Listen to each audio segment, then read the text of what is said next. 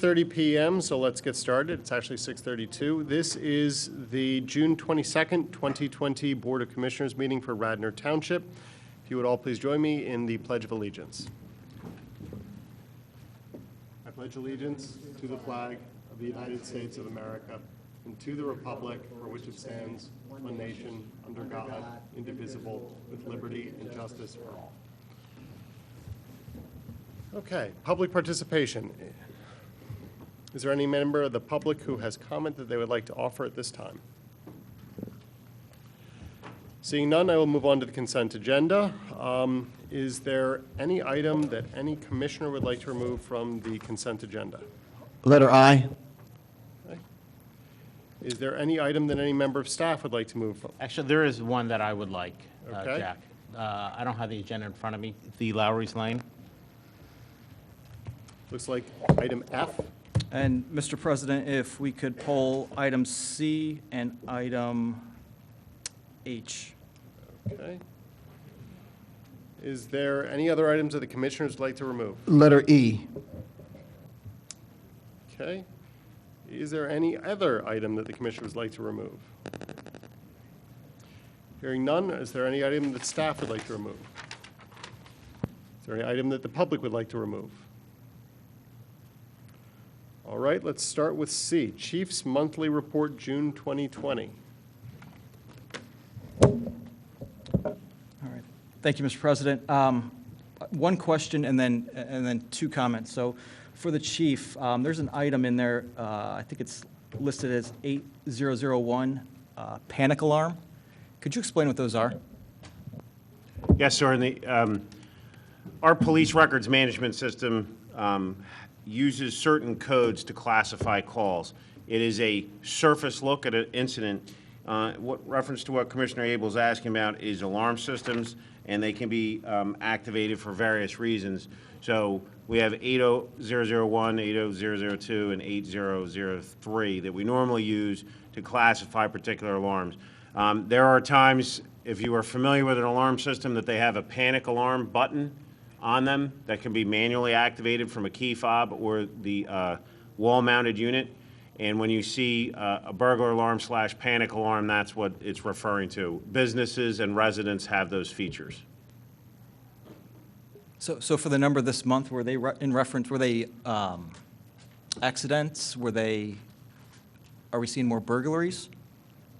They are not. The one thing I can tell you, sir, is they are not burglaries. I would have to go and open up all of them. Steve G., our coordinator of the records management, but it comes in as a panic alarm. It could be a faulty or accidental push, especially with the new key fobs that people have. They are activated through those. So we do have more panic alarm activations. Very fortunately, they're accidental and not related to a burglar in their property. All right, thank you. And then, Mr. President, just two comments on the packet. Anyone who looked at the packet would have noticed a number of thank you letters from third graders in the Radnor School District. And I just want to put a little context to those thank you letters. As many of you know, that as part of the passage from third to fourth grade, you do a walk to Wayne, and you go down and see the Wayne Business District. Obviously, this year that wasn't able to happen. But you know, I was able to reach out to the Radnor School District, and in partnership with Manager White and Chief Flanagan, we did a little video on the Township building and explained what all goes on here. And as you can see by the number of letters in return, it was well received, and hopefully we do that into the future. So Chief, just want to say thank you and appreciate it. I get a lot of emails and calls from parents. So not only are the kids writing, but the parents have noticed as well. And then, Mr. President, second comment from that packet is there's also a letter in there from a third grader, Reese Dorfman, who apparently has quite a salsa business, and she sold salsa to friends, residents, family, and used portions of that business to donate money back to the K-9 unit. So, Chief, did you have any information on that? Commissioner, it's a very inspiring story. That young girl, as you said, raised money through selling the chips, salsa, just to clear that up.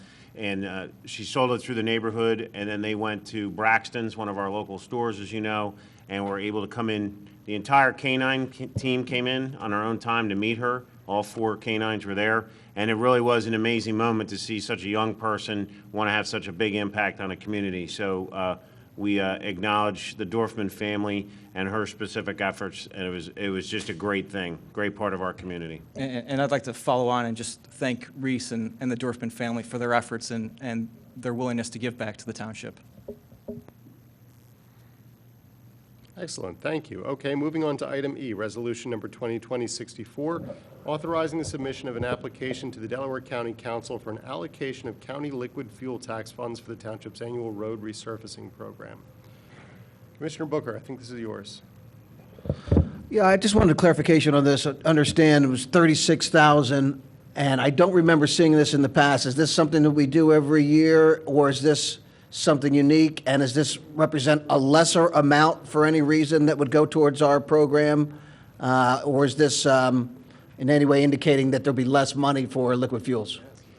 Yeah, this is, and I'll kick it over to Steve McNellis for the more detailed questions, but the township has always received this amount. It's an allocation that flows through the county, which is why it's different than what we're used to seeing on the direct allocation we get from the state, which is in the ballpark of $870,000 to $900,000. The county's allocation of $36,720 has been the same for the 9 years I've been here with the township. So that's been a very consistent amount. And it has to be used for the exact same purposes of the state liquid fuels. It's just, it goes through a different process in terms of approval and accounting. So it's an extra 36,000. But why is it the same amount every year? Why wouldn't that vary year to year?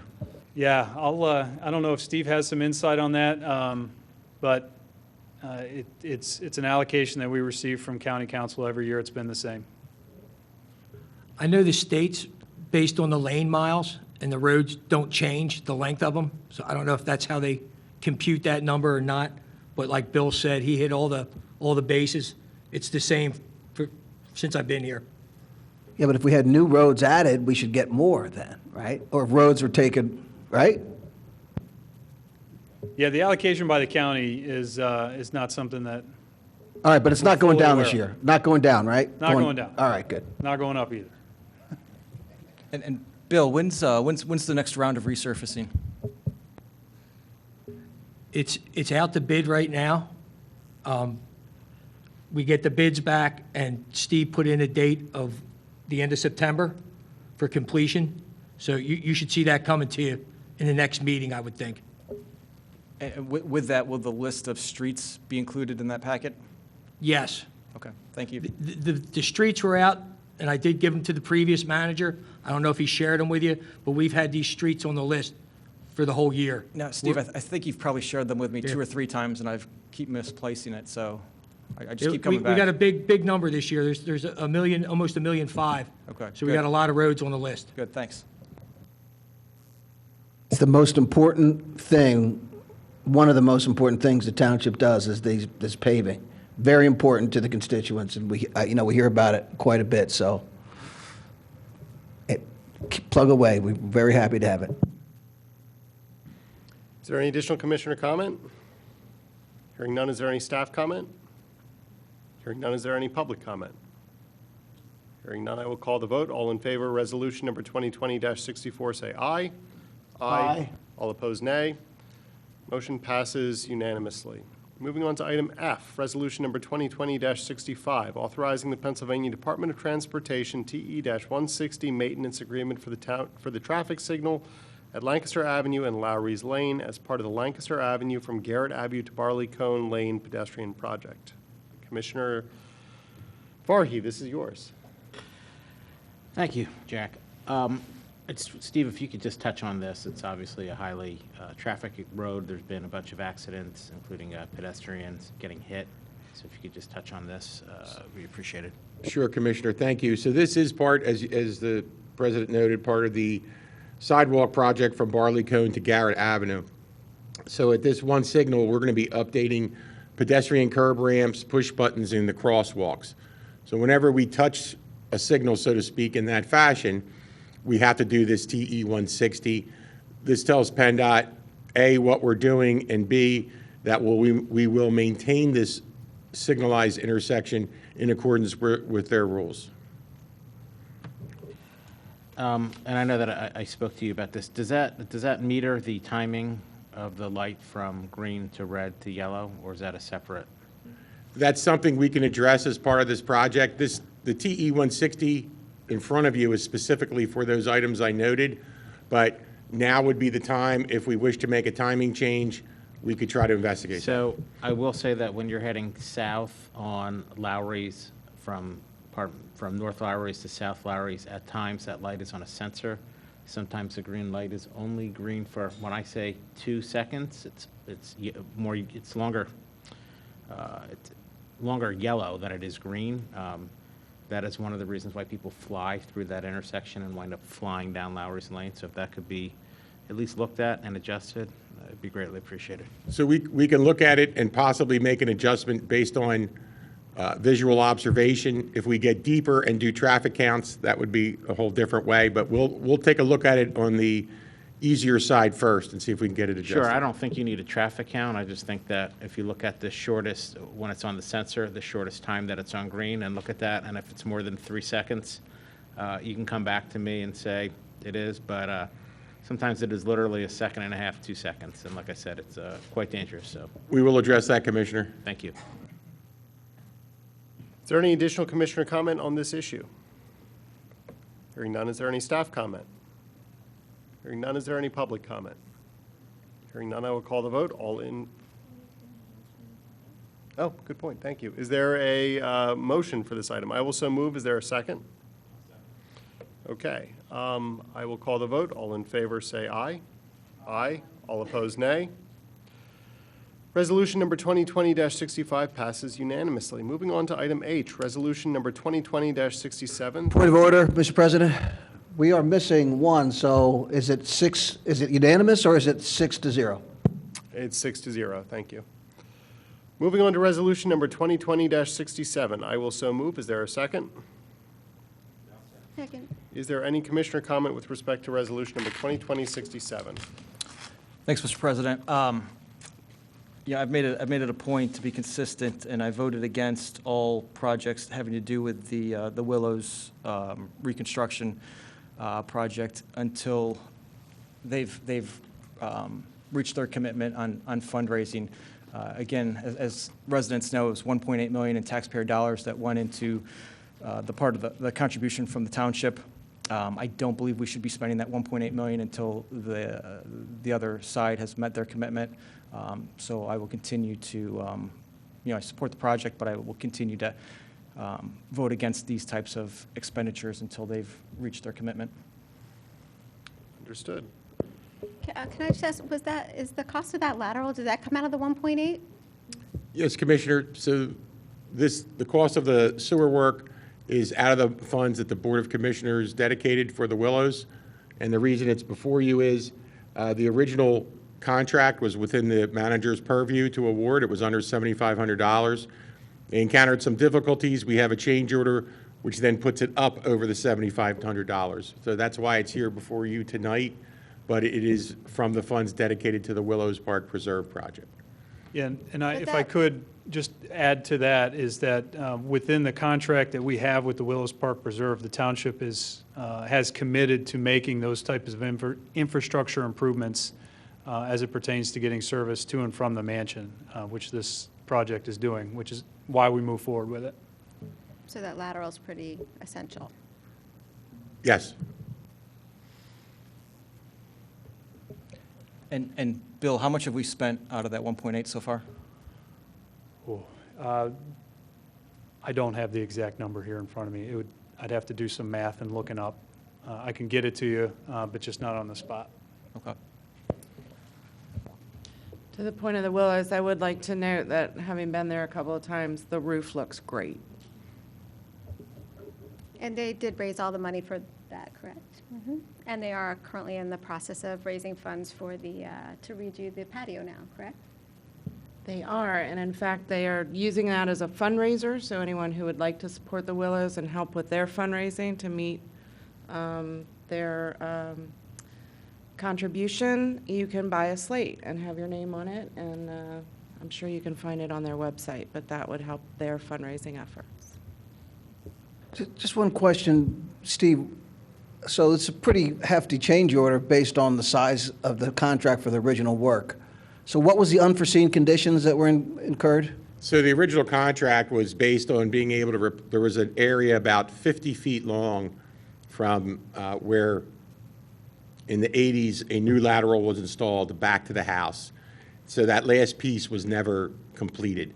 So they based their price on being able to use a backhoe and dig it and replace it. And as they got closer to the house, there were conflicts. So basically it took an extra 2.5 days of men digging by hand to get that replaced and then go in through the wall in the Willows. But all in all, it's as opposed to replacing the whole lateral, we were able to replace 50 feet. It is now in good shape. The PVC is in fine shape. I understand your question, but it was just something that was unforeseen. So basically, it was at the building, though, and they were expected it to be new pipe at the building, and it wasn't that they could connect to.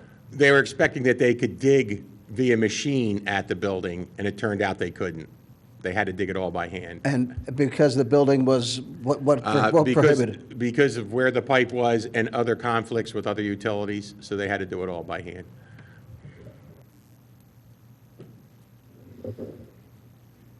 Is there any additional commissioner comment?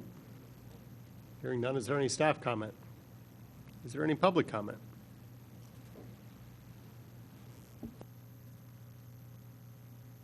Sarah Pilling, Garrett Avenue. One of the interesting pieces, and Maura mentioned the beautiful roof, is they discovered an original feature that a subsequent owner had covered over. And so they've made a commitment to rebuild this feature. What it in essence was in 1910 was to use what's called the Venturi effect to cool the house in the summer. So they are rebuilding all that. The funding has been given to do that, and it'll be really a good thing to restore the roof line. They tore off that whole set of dormers in order to do this and to restore it to the original, which is a very, very nice thing, particularly as it's now that it's 110 years old. It really does qualify as an historic structure. Thank you. Mr. President, if I may?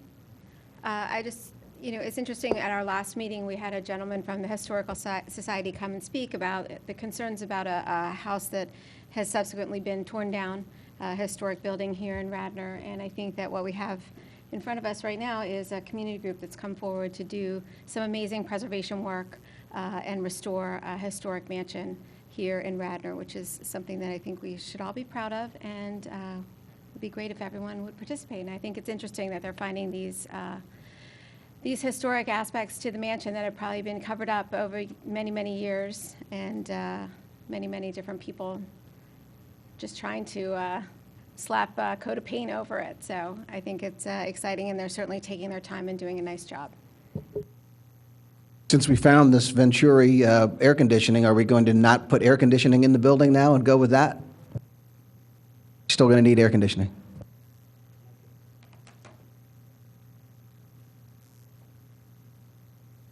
The Venturi effect was used because it was 1910 and there was no air conditioning. Plus, I would venture to say that the summer temperatures in 2020 are totally unlike the way it was at the beginning of the 20th century. So you've got 100 years of climate change, Rich. Yeah, I don't know about the second part, but if it was more historically accurate, we could have a real historic building, No, I don't think so. I don't think you'd get any public if on a really hot, muggy day like today, if there wasn't air conditioning. I don't think anybody would come. Well, hopefully we can save a couple of bucks on our air conditioning bills one way or another with it. I will call the vote. All in favor of resolution number 2020. I think we already moved and seconded this. All in favor of resolution number 2020-67, say aye. Aye. All opposed, nay. Motion passes 5-1. Moving on to item I, pilot agreement 270 Bryn Mawr Avenue, Radnor Township and Jewish Federation of Greater Philadelphia. I will so move. Is there a second? Second. So, Commissioner- so this one, again, I had not known about this, the particulars of this agreement in the past. So this is being renewed for another 5 years. And I looked at, it looked to me like the agreed upon payment is based on a much lower payment than the actual assessed value would be. Is that correct, or is that not? It's based off of 35% of the assessed value. And that's consistent with the prior agreement, I guess? It is. So how did we come to that? Any idea? It was a result of litigation settlement in 2011. This property was involved in a tax appeal. I think it even got a week before trial, before the parties, including the school district, maybe the county as well, came to an agreement on a 35% figure. So that's where you have it. That's where it came from, and it's been the same number ever since. So it was the solicitor of the school district that, or county that resolved this, and it wasn't really a township directive? Well, the township was involved in the settlement We agreed to it? at the time. At the yes. time. Yes. And is this the American College building? That I don't know.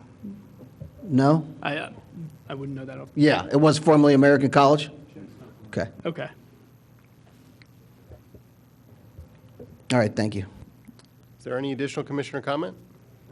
One more thing. So when we renew this, would it be worth it to talk with and try to renegotiate this for a higher number? Or is it just, I see it's already signed, except for by the township. So it seems like we don't have a lot of leverage to change any of the terms and conditions.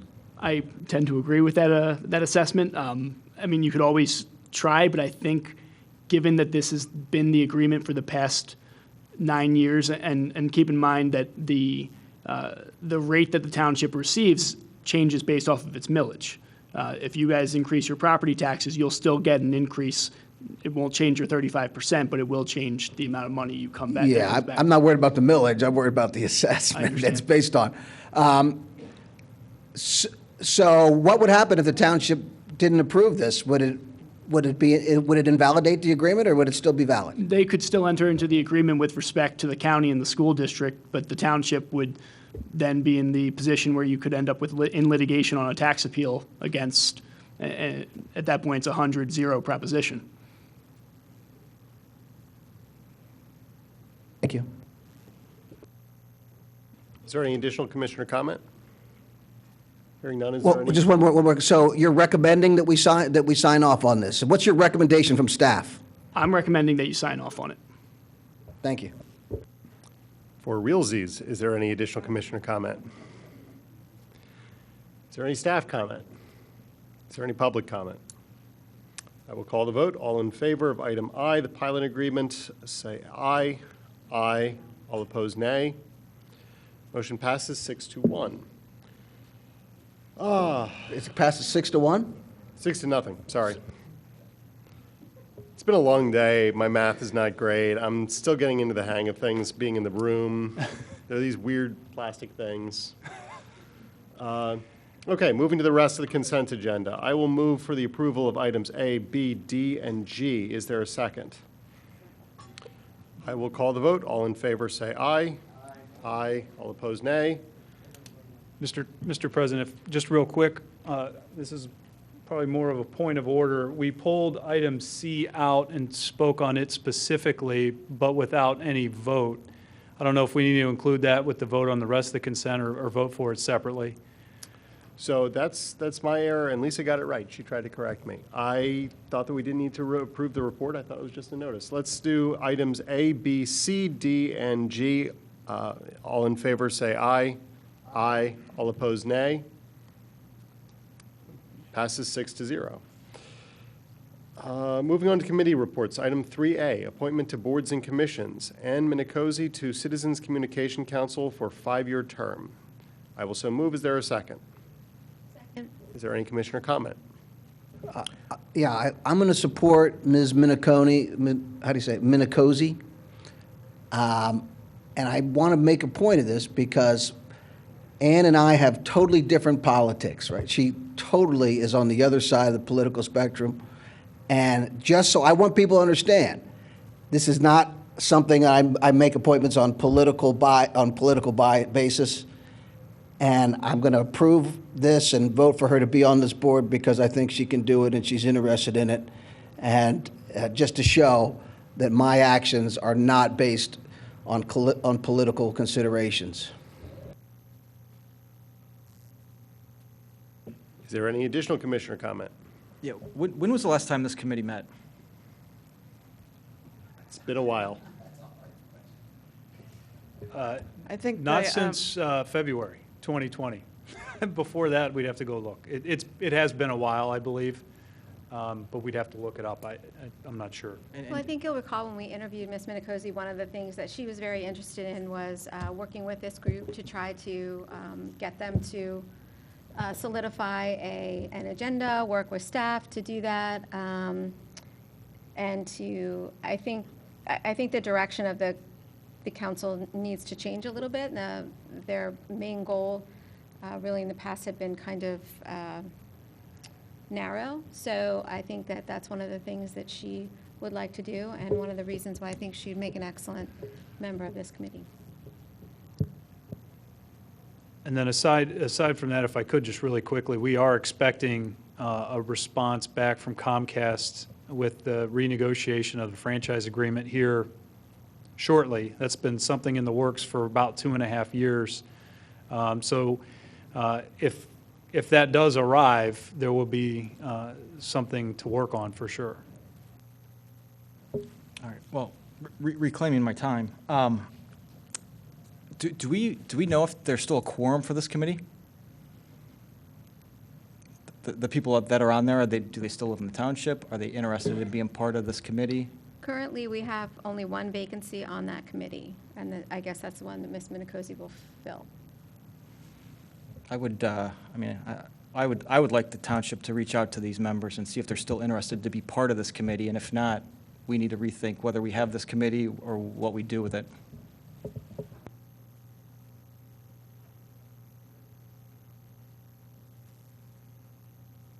Okay. Is there any additional commissioner comment? Hearing none, is there any staff comment?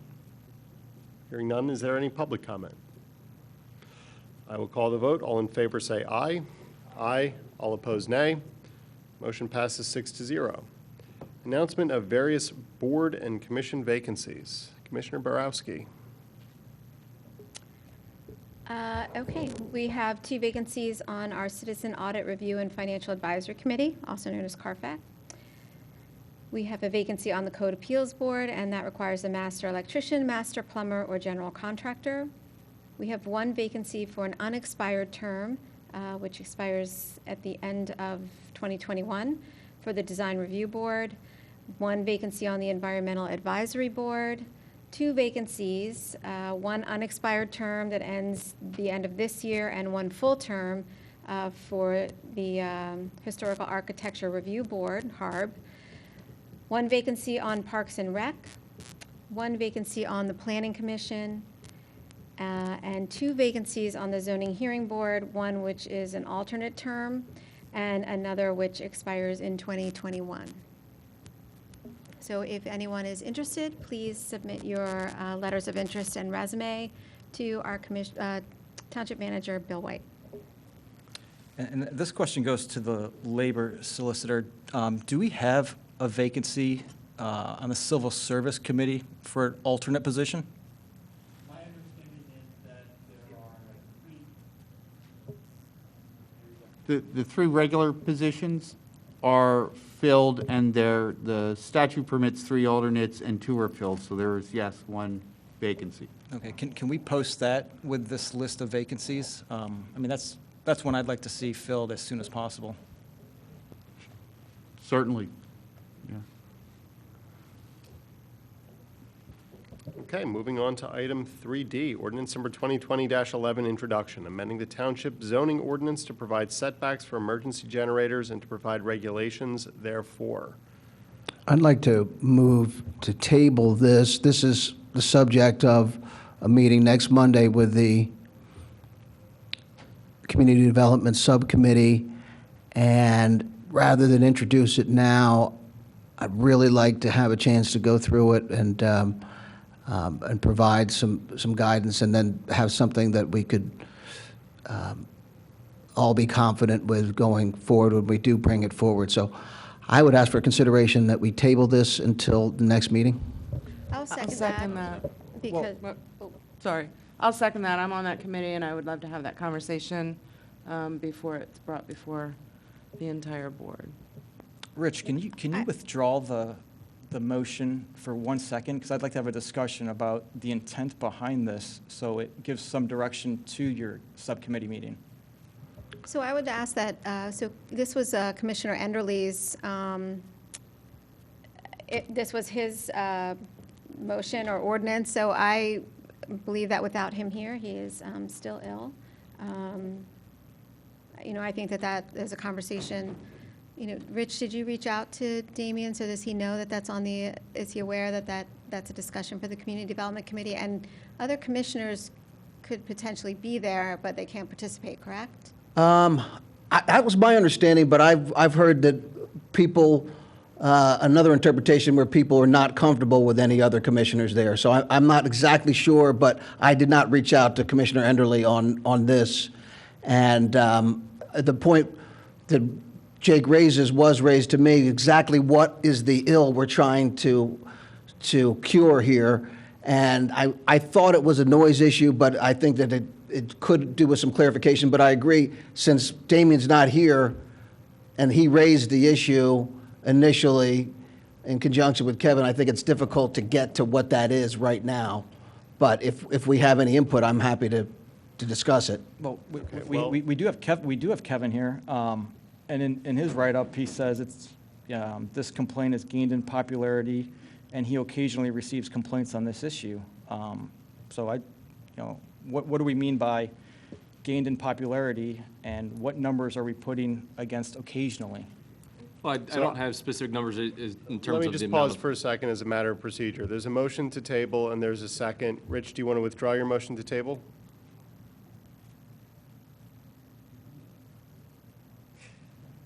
I would like to let Commissioner Abel ask the question, and I don't want to lose support, though, so if it pleases the other commissioners, I would withdraw it and then bring it back. Okay. In that case, I will move for ordinance number 2020-11. Is there a second to allow discussion? Second. Okay. I'm sorry we cut you off, Kevin. Could you go back? Not a problem, absolutely. So I don't have numbers on the specific complaints. The reference I was talking to in gaining popularity is the emergency generators themselves.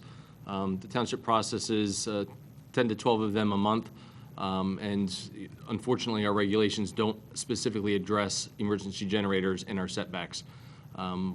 They do air conditioning units, they do accessory structures, so we've always classified those as accessory structures for commercial and residential applications.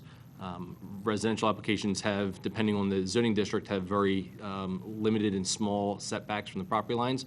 They can be as close as 3 feet and generally up to 10 feet in the larger setback. Commercial, it would have to fall within the building parameter setbacks, so there's much greater protection from the adjoining properties.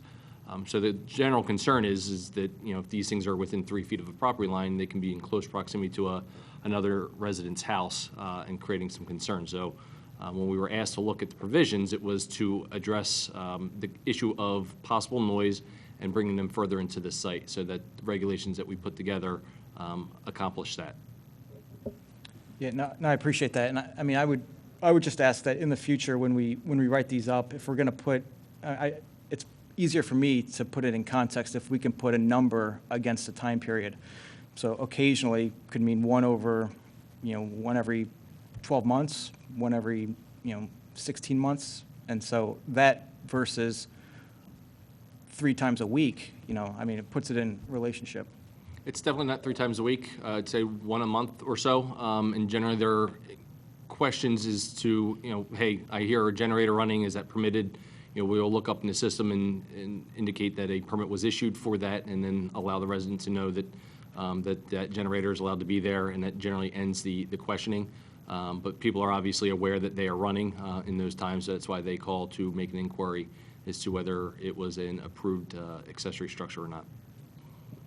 All right, thank you. All right, Commissioner Booker, thank you for the opportunity, and I will let you I state your appreciate motion. that. And I appreciate Kevin. I'm sorry to do this to you, Kevin, and I would like to go into some more detail on the issues exactly and discuss the solutions and also bring some other elements that aren't currently contained within the proposed. So I would again move that we table this. We will go over this next Monday. If you can join us, that would be Absolutely. great. And I apologize for the delay, and it's not intended to, it's not intended as any kind of an issue, but other than just to get some more fleshing out of the issues. Absolutely. These types of things are regulated in a variety of different ways in different municipalities, so this was our staff's attempt to address what we thought was the concern. Obviously, as a policy decision, we can amend the regulations as needed to meet the board's desire. Thank you. So move to table? I will second. I'll All in second. favor, say aye. Aye. All opposed, nay. The item is tabled. Moving on to ordinance number 2020-13, amending the Township zoning ordinance, section 280-109, fences and walls to allow an increase in fence height in the front yard in the R4 and 5 zoning districts in certain situations. I will so move. Is there a second?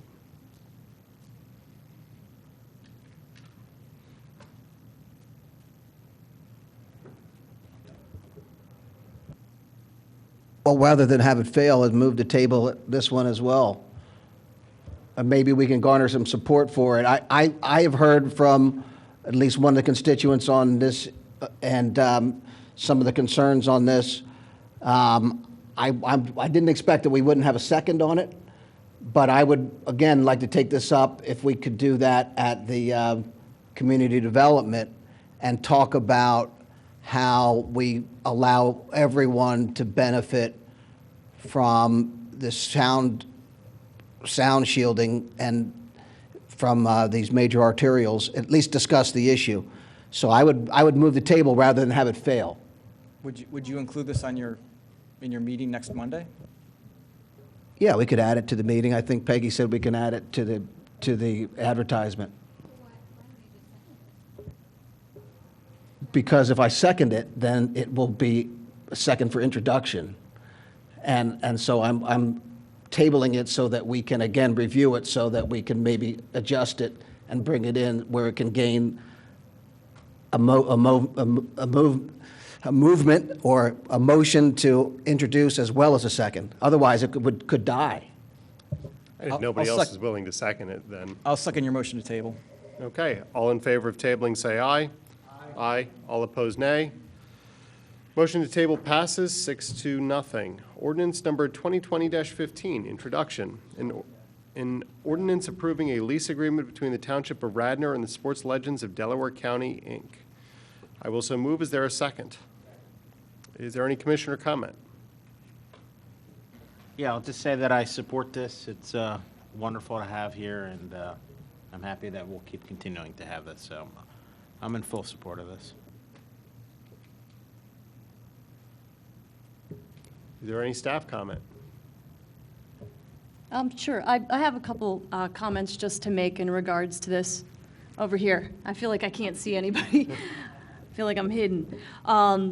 So I just want to acknowledge the 4 years that the Sports Legends of Delaware County have already been here, existing within this space. I think it's been profoundly positive for the township, for this building in particular, in utilizing a lot of the underutilized areas throughout the lobby and the second floor with the wings there where the different showcases are located. There have been so many great events that have come along with having them in this building. We had a book signing by Dallas Green, who was a former Phillies manager that attracted tons of folks. We also had a cavalcade of stars that featured Dan Baker, the Phillies announcer, as well as Frida Gibbs, who is a world-renowned boxing legend. And then, of course, the statue unveiling that we had here that garnered national attention with Emlyn Tennell, who we all know is a Garrett Hill native and superstar here in Radnor Township. So I just want to acknowledge that a lot of really great things have come in having the museum housed in this building. It's been a great location to attract many people from all over the county. Obviously, with the statue unveiling, we had national attraction here. And I think there's a lot more to come on the horizon, too. So it's been very exciting to be part of. Just a couple quick changes that were being planned is just some reorganization to the lobby, which will come naturally after things hopefully change here with regards to the new ingress and egress patterns that exist out there. And there are some changes to the storage. So with regards to the lease itself, there are no changes. It is a second 4-year term. And something we're excited to be part of. Jim Vankowski, who is the museum's curator and director, is here tonight if you have any specific questions. He's been the ringleader of a lot of the success and has been a pleasure to work with and something that we've been really proud about here in Radnor Township. So we appreciate the board's consideration on extending this lease for 4 years. Thank you. Is there any public comment? Hearing none, I will call the vote. All in favor say aye. Aye. All opposed, nay. Motion passes 6-0. Item 3G, resolution number 2020-69. Item 3F, resolution number 2020-68, awarding the inspection services contract for the Radnor Tap Trail. I will so move. Is there a second? Second. Is there any commissioner comment? Hearing none, is there any staff comment? Mr. President, I got the page now. Steve, can you walk through the selection process? Because just looking at the table of estimated hours and estimated cost, McMahon has estimated the most hours on this project. And just wondering how we got to that point. So, Bill, can you respond to that? Sorry, Commissioner, I was in another conversation there. What was the question?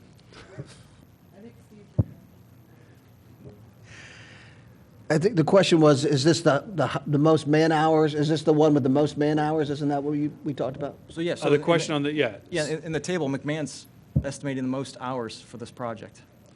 Yeah, so I'll tee this up while Steve makes his way back into the room. But he, after holding a pre-bid meeting and given the uncertain nature of the engagement, what we were looking for is an inspector who took the time to understand what the project was and estimate accordingly. So we did get a variety of estimates on time and cost.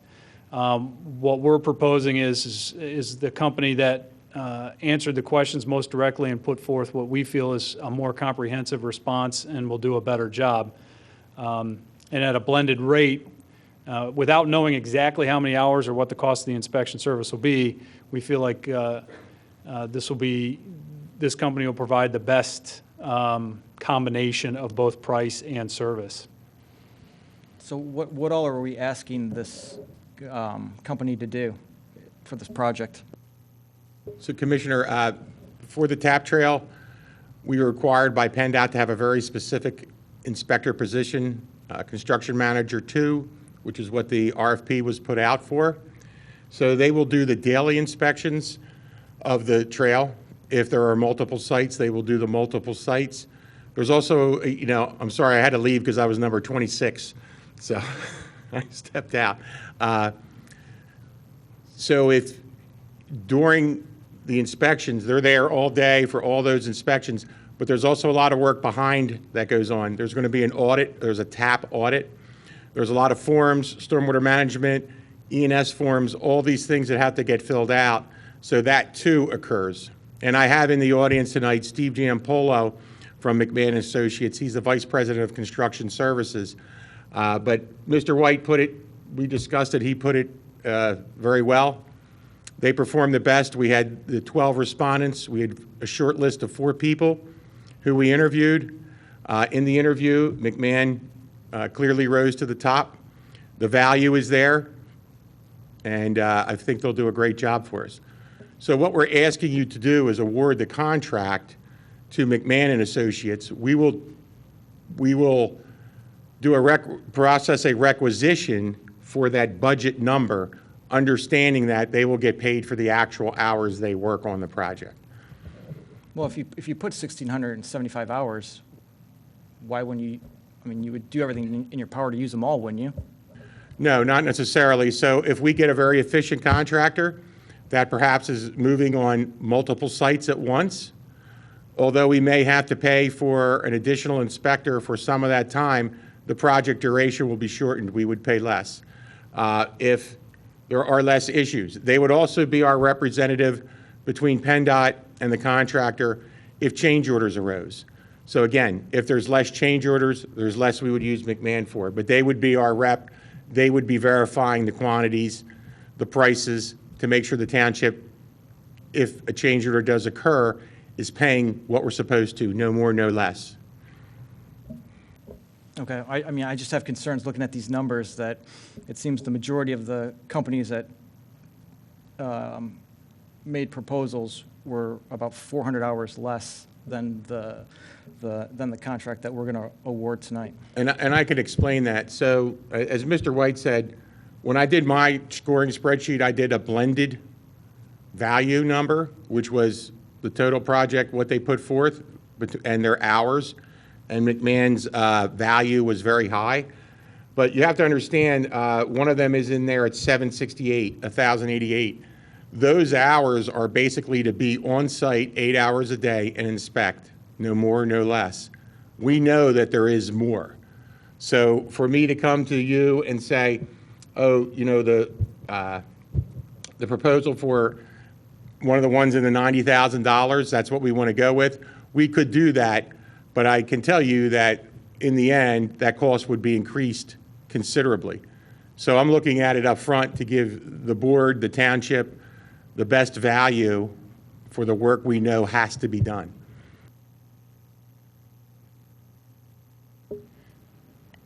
Okay. Are you done? Steve, will McMahon also be interfacing with the school district, because we'll be doing so much work on their property as well as Penn Medicine and down in Cornerstone?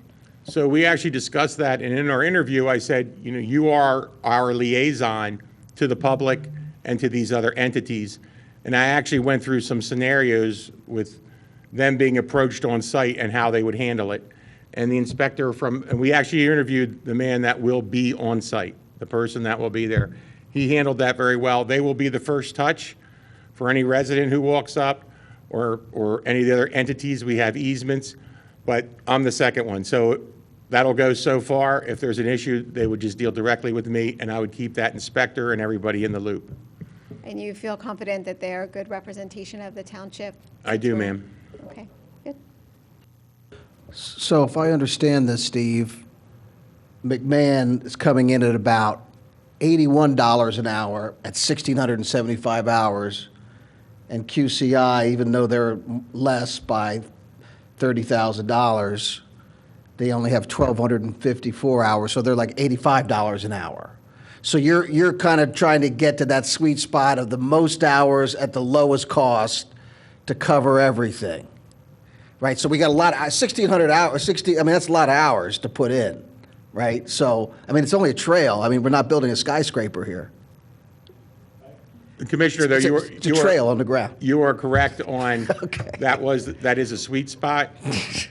But there's more to it than just a trail. There's traffic signal modifications, there's intersection modifications, there's pavement markings, there's a trail through Cornerstone, there's the trail through the Radnor School District property, as well as a portion of Penn Medicine.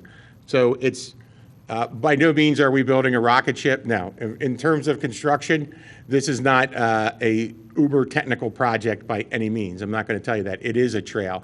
But we need representation 8 hours a day on the site. There's no way out of that. Somebody has to be there. We want somebody who's qualified, and we want a firm behind that guy or gal who is qualified and is fully in-depth, fully fully knowledgeable of the PennDOT requirements, as all the firms were. All the firms on the whole gave great proposals. I'm not downing any firm by any means. This one we felt was the best.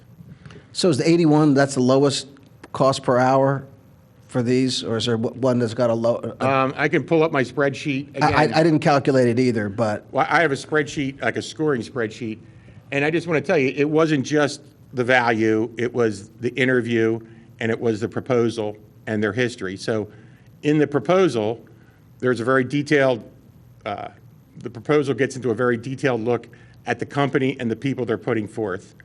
The value shows that for the amount of work they're putting in, the township is getting good value.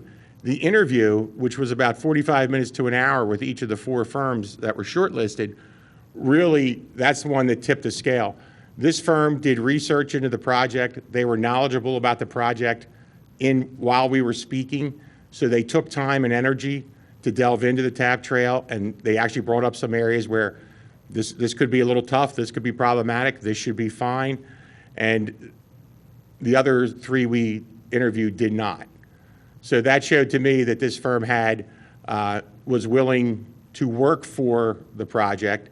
They were knowledgeable. Now, granted, are they going to come up to speed once it's awarded if this board sees fit? Absolutely, but they put the best foot forth for the project. so no change orders, right? We'll get this, no change orders on this. Commissioner, if there's a construction project in the country of this magnitude with no change orders, I would love to delve into that. It's a $3 million project, so we don't know what could occur. I guess I was kind of saying, well, it looks like there's enough hours in there to cover contingencies. Well, in the estimated costs, there is a contingency. One of the things McMahon and Associates will do for us is, should a change order occur, should a contractor bring forth that they feel this is a change order, McMahon will represent us, and they're going to dig into the contract and say, yay or nay, this is actually included in the contract, or it's not. And if it's not, now it's a change order. Next step, what is the cost proposal for the change order? The contractor puts that forth. McMahon and Associates goes through that and says, hey, these unit prices don't jive, or we don't have a unit price for this, so we're going to base it on what you put forth, and we'll look at that and say, fair, needs to come down, or Steve, it's really cheap, you should jump on this and take it to the board. They're going to do a lot more work than just inspections. But in realistic terms, there will be change orders on a $3 million project. It's inevitable. Hopefully small and hopefully few. Just a quick question. Steve, have we ever worked with this firm before in the township? So McMahon and Associates is also one of the designers, actually, like, they're doing the geometry and the layout for the Darby Paoli Road multi-use trail. So Melior is the lead, and really their portion of it is stormwater management. McMahon and Associates is actually doing the geometry, the layout, the grading, as well as all the highway occupancy permits for the Darby Paoli multi-use trail, and they performed very well in that respect. And Steve, oh, Go ahead. do you want to go? I'm sorry. They're fully aware of the easement agreements that we have. Certainly, I know we're hopefully anticipating the school district will approve the easement agreement tomorrow evening at their meeting. But, that one certainly has some very specific provisions in it. So they'll be fully aware and well-versed. And Actually, I brought that up at our interviews, and I said to whoever the successful firm, there's going to be 3 easement agreements. We're going to give our inspection and the inspection firm, whoever the board chooses, all that information so that there's no surprises. You may remember with the school district, they asked for some larger trees and a few other items. So all this is in there. So again, if the board sees fit, if it so pleases the board to award this to McMahon, all that will go to Steve Giampolo. He will have that. That will go to his, the person in between him and the inspector, as well as the inspector. We will have a pre-construction meeting, more or less, without the contractor, with us and the successful candidate, to go over what our requirements are, the lines of communication, and how we move forward. So they would be they would have all of that. And not to add any more work, but will there be set up kind of a consistent schedule for, I don't know, reporting back or meeting, or at least collaborating with the school district? You know, the majority of the trail that we're concerned about is certainly on their property.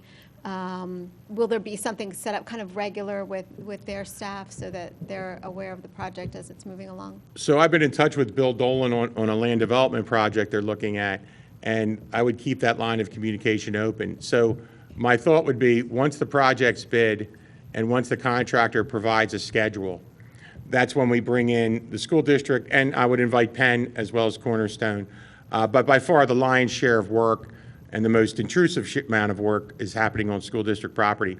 So we would deal with them. We would let them know these milestones, make sure they have all the contact numbers. I would have it so that McMahon, on their own or through me or copying me, would let the school district know, hey, here's the day we're going to be approaching the intersection of High Road. Here's the day that we're going to be working in this area in the event that you have something going on. The first thing is the clearing, right? So we're going to want to let them know that these trees are being removed, because that's a sensitive issue, and that was actually one of the scenarios I put forth in our meeting, how the inspector will handle that when all these trees go down. So we need to make sure the school district is fully aware when that is occurring and the duration of that. And the public, can we make sure? Absolutely. Okay, great. And Steve, McMahon is aware that there's no ramp through the West Wayne Preserve? They will be if they get awarded the contract, sir. Okay. Is there any additional commissioner comment? Hearing none, is there any staff comment? Hearing none, is there any public comment? I will call the vote. All in favor say aye. Aye. All opposed, nay. Motion passes 4-2. Moving on to item G, resolution number 2020-69, authorizing Gannett Fleming to perform a preliminary feasibility study of the Robin Hood Road Culvert Outfall Project in the amount of $7,200. I will so move. Is there a second? Second. Is there any commissioner comment? Yeah, it's actually ironically my ward, which I didn't know. No, it's not. Why don't you look at the voter registration? Look at the voter registration. Yeah, so I guess, Steve, I just have some questions. If you could kind of go through everything, I would appreciate it. So, Commissioner, there is I'm going to say in the early 2000s, there was a culvert project done on Robin Hood Road. The culvert was replaced, end walls were installed, and at the location of 790 Robin Hood, there was bank stabilization installed in the form of gabion baskets. So what we have is two items that are occurring. The gabion baskets have deteriorated and the stone is starting to drop out. But more seriously, where the gabion baskets stopped as part of our project, the stream is eroding really closely to the house, seriously closely. So for the short term, the residents are worried that their air conditioning unit is going to fall in. But in the long term, the real concern is that the foundation of their house could be affected. So you may be wondering why we brought this to you at $7,200, because it's fully within the manager's ability to approve. My request to do this was to alert the board of a possibly much more costly project. So if the board awards this feasibility study is there for Gannett Fleming to go in. So if we just ask them, let me back up, if we ask them to design something tomorrow, they really don't know what they're designing until they do a certain amount of work.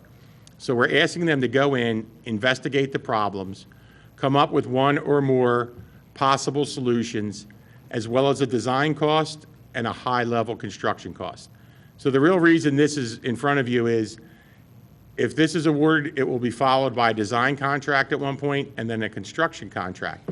And it will be a sizable construction contract due to the site constraints, the closeness to the house, so it is a very restricted area to work in. Well, I have 791, 789, so Lisa. We can, okay. Sure, sure. Well, do you have an estimate on, just a couple more questions, Lisa, then I apologize. You are more than welcome to take the lead on this. So do you have an estimate on how much the whole project is going to cost? And then do we have this budgeted for this year or next year? And I'll let Lisa take over from there. The purpose of this feasibility study is to come up with an estimate for design cost and an estimate for construction. And this is not budgeted because this is something that came about. I was notified by the resident this year, so it hasn't appeared on any list yet at this point. My question is, if this is going to be in the millions, is this even something feasible to do at this point? I don't think it's going to be anything in the millions, but I just wanted the board to know this is not a $50,000 project. This is several $100,000 in one shape or form. I'm sorry, Sean, are you sure? That's fine. Everyone should be concerned about every ward, right? So that's fine. Steve, so this will come out of the stormwater? That's correct, ma'am. Okay.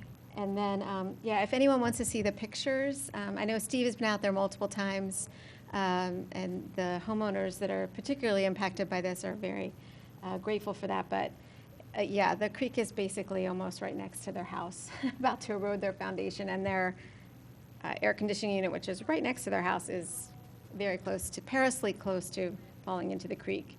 And from what I understand it, this is a project that the township undertook many years ago, but probably should have been done maybe in a different way. So I think it would be good if we could do a feasibility study, see what is possible, and see how we might be able to support not just these residents, but other residents downstream as well. And just a quick question, this is not on private property? This is on private property. It is? Yes. As was part of the culvert project. So if you look at the pictures of the gabion that are deteriorated, they are supporting, that bank supports 790 Robin Hood Road. The gabions are at the driveway. Where there are none is further down where the house foundation is of concern. Is there an easement? Does the township have an easement for this area? Is there stormwater easement or other easement? Commissioner, these are all the things that'll take place in the feasibility study. If I had to hazard a guess, I would say no. There may be an easement for the work that was done. I don't know if there's an easement for any work further down that we may have to do. And we'll research all that as part of the feasibility study. It's surprising gabions didn't last, only lasted 20 years. I'm not a fan of them for this exact purpose, so I never spec them for a project for this exact reason.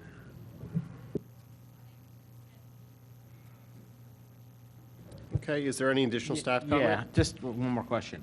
Does that mean that because it seems like a big project, if it is on private property, what precedent does this set forward where we're going to cure, remedy everyone's stormwater issues on their projects? And I understand that this is a concern. We don't want their house, falling, their foundation, people getting hurt. But how much of this, and not so much of this issue, but issues in general, how much is this a township issue versus an insurance issue versus a homeowner's issue? So I don't know if that's to you, Steve, or the solicitor, or so once we get the feasibility study, my thought would be we would sit with the solicitor and move from there. The fact that the township installed these items that are failing, and I know, to me, we already have some responsibility. So we installed a gabion wall that is failing. So we have some responsibility there. If you look at the one picture, the way our culvert is skewed, it just follows the creek. It's pointed at the house. So again, this absolutely could go before the solicitor and we get a determination, but I'd like to be able to give you and the solicitor and the manager some information as to scale. And this kind of, and right now it's just a feasibility study to see what the causes are, what any potential remedies, what we may do. But certainly, doing work on private property around projects that are the township's responsibility are not, that's not precedent setting. I mean, we've done that before, correct? We have outfalls in the township that we have design projects for where a stormwater pipe stops in somebody's yard, and we've done a design to carry that through. That's, and we have 3 of them on the books, maybe 4, another one coming possibly. So different situation, but yes, it's on private property. And like I say, I think once we get this done, we'll sit down with the manager and the solicitor, and if he feels, if the general thought is no, then we don't proceed. But I would like to give everybody an idea of the scale and magnitude of the project.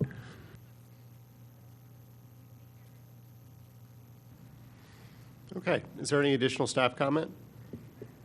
Is there any public comment? Hearing none, I will call the vote. All in favor say aye. Aye. All opposed, nay. Motion passes 6-0. Moving on to item 3H, 117 Radnor Chester Road Caucus, minor final subdivision plan application number 219S-08.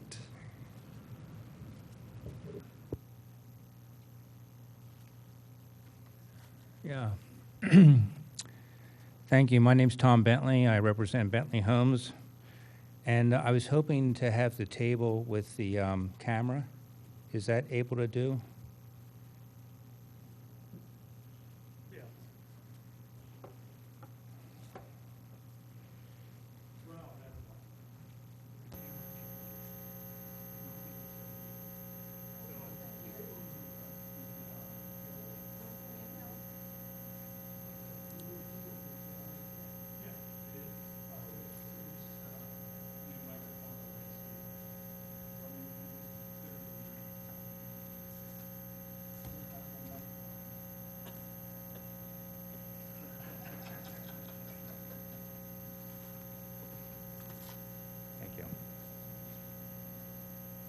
So let's turn it on.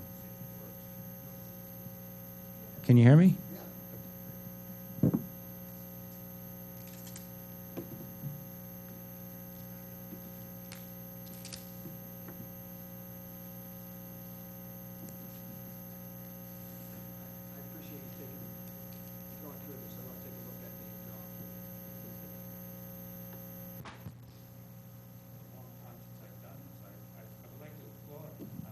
Radner for having a live meeting. Do I need to keep this on? Is that right? Okay, good. So, again, Bentley Homes, I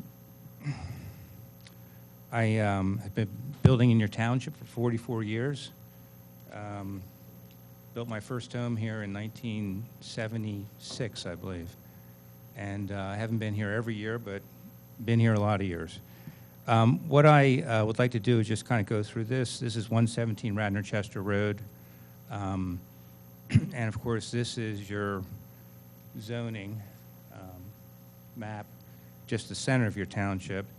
And what I want to show basically is this orange, greenish yellow section here is your R3, R2, I believe R1, commercial areas. So our property is right here. And if you look at this next plan,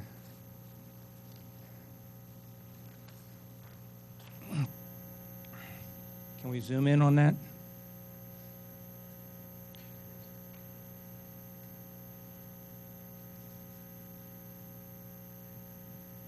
Can everybody see that? Okay. So this is a property in question. It's over an acre. And I just, for interest, I took the area across the street, and those are the areas of the lots across the street. This R3, as you know, is 10,000 square foot minimum. Each one of our lots is 15,000 or greater. So we are bigger than everything across the street, and we're 50% larger than what your minimum is. Any questions on that? Okay. This shows the landscape plan, basically, and you know, I would like to note that we decided to build much smaller homes. These homes are 3,500 square feet. We're probably going to be 2,600 square feet. We're going to be like a third smaller than this. So we're going to be two-car garage, 2,700 square feet. So they will be a lot smaller than what you're looking at right here. Again, this is R3. We received Planning Commission approval with 2 waivers. We received shade tree approval. There was some questions about the right-of-way being widened. As you know, for all subdivisions, you know, the townships like to have an offer of additional right-of-way as an offer of dedication to the township. And so we have offered 5 feet of additional right-of-way. I guess if it went to the maximum, it would be like 80 feet. And, you know, we presented a video of Radnor Chester Road that is in your packet, I believe. I don't know if you can go through it or not. But Radnor Chester Road is very constrained. There's several narrow bridges. There's a lot of steep slopes. This property actually has some a guardrail along the entire side of it. And, you know, we did some research, and there's 3 subdivisions that have been done coming into Radnor Chester Road. The subdivisions, Chew Lane, Browns Lane, and Ithan Creek Road. I actually built the house on the corner of Ithan Creek Road and Radnor Chester Road, and we didn't give any additional right-of-way.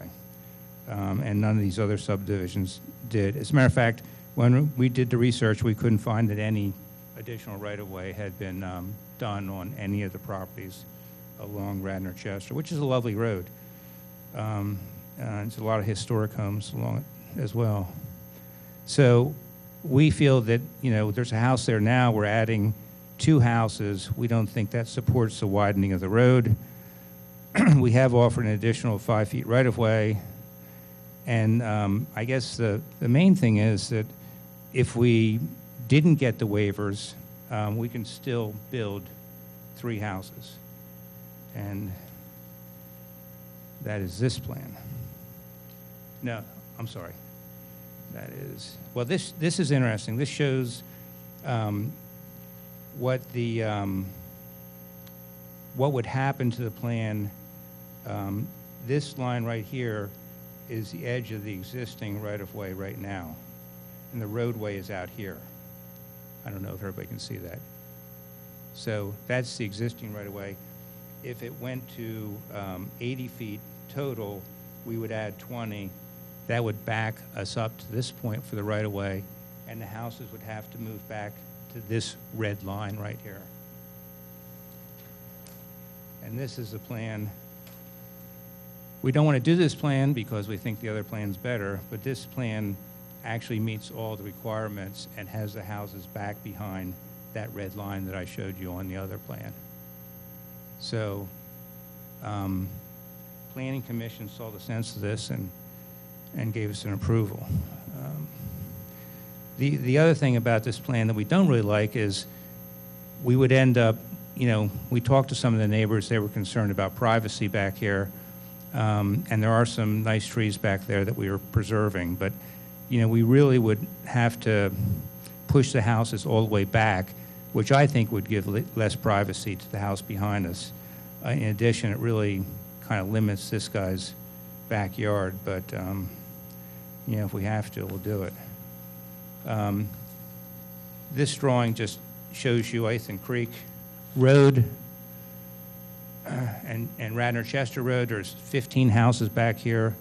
I built a house here, and it just shows the existing right-of-way, and it didn't change. So that's about it. I did mention we're building smaller houses than on the plan, and I also have a letter from the owner who's lived there for quite a few years. She wanted to be here tonight, but she's out of town. and she was at the Planning Commission meeting as well. Her name is Lisa Matty. Dear Board of Commissioners, she writes, I am the current owner of 117 South Radnor Chester Road, Radnor Township, PA. Prior to purchasing this property 20.5 years ago, during my due diligence process, it was established that the property was designated R3. This greatly influenced my decision to purchase this particular home. Now, 20-some years later, I've entered into a contract of sale. I respectfully request the Board of Commissioners respect my rights as a Radnor Township taxpayer and homeowner and allow the purchaser's request to subdivide the property according to the Township of Radnor Code, Part 2, Article 6, R3, Residential District, so that I may complete the sale with the purchaser, Mr. Thomas Bentley. That's pretty much my presentation. Questions? I have a couple. The neighbors, have you sent out, typically the question I ask is, I don't know how many people live around here. I mean, it's pretty sparse. They're big parcels of land, but have you contacted all the neighbors in, I don't know, 1,000-foot radius of where this is going? There was quite a few neighbors at the Planning Commission meeting. Okay. They all voiced their feelings. Okay. As a matter of fact, some of them actually tried to buy this property. Okay. Wrong property. So it's been advertised to them. That's my point. Yes, Commissioner, it's a 500-foot radius, and I'm just trying to pull up, we include that in the packet, the actual mailing list, so it should be in there. Will you be asking for any stormwater waivers? You're asking me? Yes. No. No, we've given 5 extensions, I believe, on this process. We've been at this quite a while, and we've answered everybody's concerns and issues. This is compliant with all your ordinances.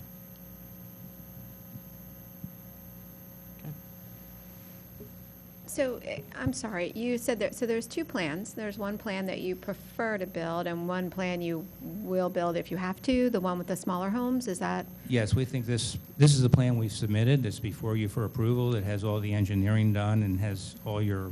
The smaller homes or the larger homes? They're both the exact same size. Okay. We just picked something that we gave to the engineers, so we didn't want to, as a developer, you want to have a bigger house and make sure it fits, and your stormwater is designed for a bigger house, but, and then you do your marketing and figure out what's going to sell the best, and we just don't feel we need to build this big a house. I mean, we'd love to have a new home for sale in Radnor for under $1 million. That would be quite something, so. So you're going to build the smaller homes? We are. Okay. And I'm the sorry, smaller I just homes- am trying to... No, I'm sorry, it's confusing. This plan is what's been reviewed, and it has 3,400 or 3,500 square foot homes on it. We're going to build smaller homes because we think that's what is the right thing we need to do. Okay, but that's not the plan that's been reviewed. The plan that's been reviewed has the larger homes on it. Yes, both plans. The plan we presented and the one that I showed you that the houses slide back both have the larger homes. Okay. Yeah. Okay, sorry, I'm just trying to understand. So, Make sure I'm Commissioner, clear. if I could just add, so what Mr. Bentley's saying is, what he's showing you is the subdivision that's going through all the advisory committees, requesting the waiver to not grant the right-of-way to that line he pointed to way back. The other plan he showed was not submitted for review, but showed what it would look like if he went to the right-of-way that the board could request. So there is a waiver request involved with this plan, and that I just wanted to make sure you're aware of that. There's actually 2. One is very inconsequential, and then there's the right-of-way. Can I ask a follow-up? Just so I can follow up on that and so that I'm clear, you're showing us 2 plans tonight and you're not going to use either one of them in the final building of these homes. No. You're showing us 2 things that will pass, but it's not what you intend to build. you have a plan submitted before you that is this plan, that's been reviewed by the Planning Commission, Shade Tree Commission, everybody else, and it's requires 2 waivers. When we met with the Planning Commission, there was, the neighbors started talking about additional right-of-way and anything they could bring up to make us not get the approval. So we just showed that we could still build 3 houses with the 80-foot right-of-way. We don't want to do that plan. I wish I had not even shown it tonight, but I did because it was a question that came up before. The point is, as I understand it, this is not going away, even if the township decides not to grant the waiver. One way or the other, the 3 homes get built, they'll be substantially the same. It's just a question of placement, so why not do the plan that's best for the future homeowners and residents, which is what you're proposing now, although as built, it will be with the smaller homes, correct? Yes, and in addition to that, the Shade Tree Commission, we would lose all the trees along the front of the property too. And we'd lose probably more protection in the back of the property as well. So they felt that the submitted plan, this plan, was the better plan. I have a follow-up. So I guess the Far House, how's this going to work with trash removal? How's this going to work? Are you expecting a trash truck to come down there? Are they going to have to take their trash cans and move it all the way up to Radnor Road? No, we did a truck turning radius. It's one of your requirements. So we have to do, our engineers have to do a plan that shows, like a 25 or 30-foot truck coming in there. I don't know exactly what it is, but it meant your code. So Commissioner, this is still a driveway. So just like everybody else, if they don't pay the additional fee, the trash has to go out at the end of the driveway. The fact that there's 3 of them doesn't make a difference. That was my next question, so they'll have to Either they bring it out to the edge towards Radnor, all 3 owners bring it out to Radnor Road, or they could pay the annual fee to have the garage, like the back of the driveway pickup. Okay. So is there going to be like a homeowners to make sure that this is upkept? Like a homeowner's fee or some kind of homeowners? Because I guess the fear is like Askin Road, that this gets deteriorated and 20 years later they're begging the township to buy it. No. So It's a shared driveway. It's a shared driveway. Yeah. So who's going to, so all 3 Typically, homeowners, when we is there, do I mean, shared- is there a written contract for those 3 homeowners? That Typically- they're going to upkeep and pay for it. There you go. So typically, when we do this, we make the guy at the end, the guy in charge of the snow plowing, so that he, and it's a shared driveway. You've got hundreds of them in the township. You do. And everybody's worried about them, but, really, it all works out. Sure, shared driveways often turn into private roads before you know it. So I just want to be clear on this and just have this stated for the record. Thanks. Hold on. Sean, I live on a shared driveway. If I could turn it into a private road, I would. The township Yeah, could no, I know. pave it A for very me. steep, a very steep driveway too, I might I add. do, Okay. yeah, I do. But we are solely responsible for it, and the snow plowing and all that, and filling all the potholes. We did submit that agreement to the township for review. All right, so I don't know if there's hundreds of those, but I agree that is a concern. Those 3 houses are going to be, and that's rather long driveway. So first of all, what are the factors that have caused you to change your design square footage for the houses down from 34 to 2,700 square feet? You really want to know? Yeah, I mean, if you care to share. My fees to get to this point have been so high that I feel that I have to stay under a certain price, so I'm going to make the houses smaller. All right. And I also think there's a crying need for affordability for new construction in this township. I mean, I don't know, I look at the market comps all the time, and rarely a new home under $1 million, rarely. And most of them are $2 million, $1.5 million, $3 million, $4 million, whatever. So. Okay. And I appreciate you showing the other plans too, and I just wanted to get a sense and on your square footage, and it doesn't bear on it. I understand. on the right-of-way waiver that you're requesting, you're providing an additional 5 feet of required right-of-way, but the cartway requirement is 48 feet, let alone 80 feet, which is required in this instance without a waiver. So you're really not even covering the cartway width with the 5 feet. So why would this be better? Well, there was a lot of discussion about at the Shade Tree and at the Planning Commission about this. Good question. So nobody thinks that Radnor Chester Road's ever going to get widened. I mean, there's just too many constraints. If you look, if you drive down there, there's rocks on one side, there's hills on the other side, there's 2 bridges. I mean, it would just be an immense project to widen this road. And 2 houses don't require, don't really give the traffic units increase that you would really justifiably need to increase the road width. Understood. Radnor Chester, it's a very tight road, twisty road through there, and it does have a lot of traffic, actually. And then down at the end at Radnorville, what's the road that it tees into? Conestoga. Conestoga. Yeah. I mean, that turn is, I mean, forget about it. That's impossible.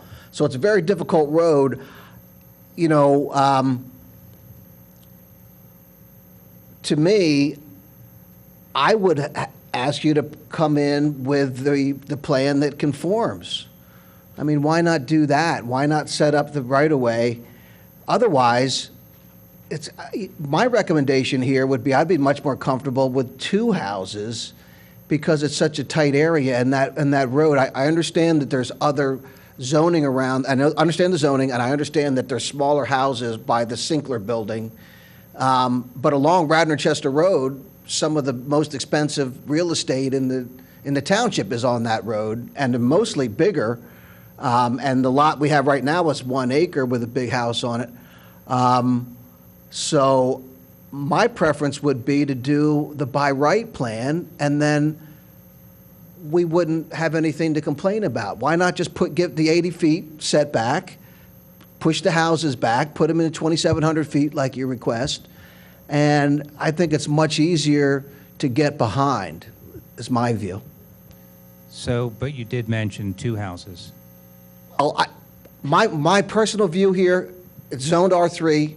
You can, I think you're right. I don't, my view is this is better as a single lot, but it's zoned R3, so you can, it looks like you have enough room to be able to put the houses in, to put 3.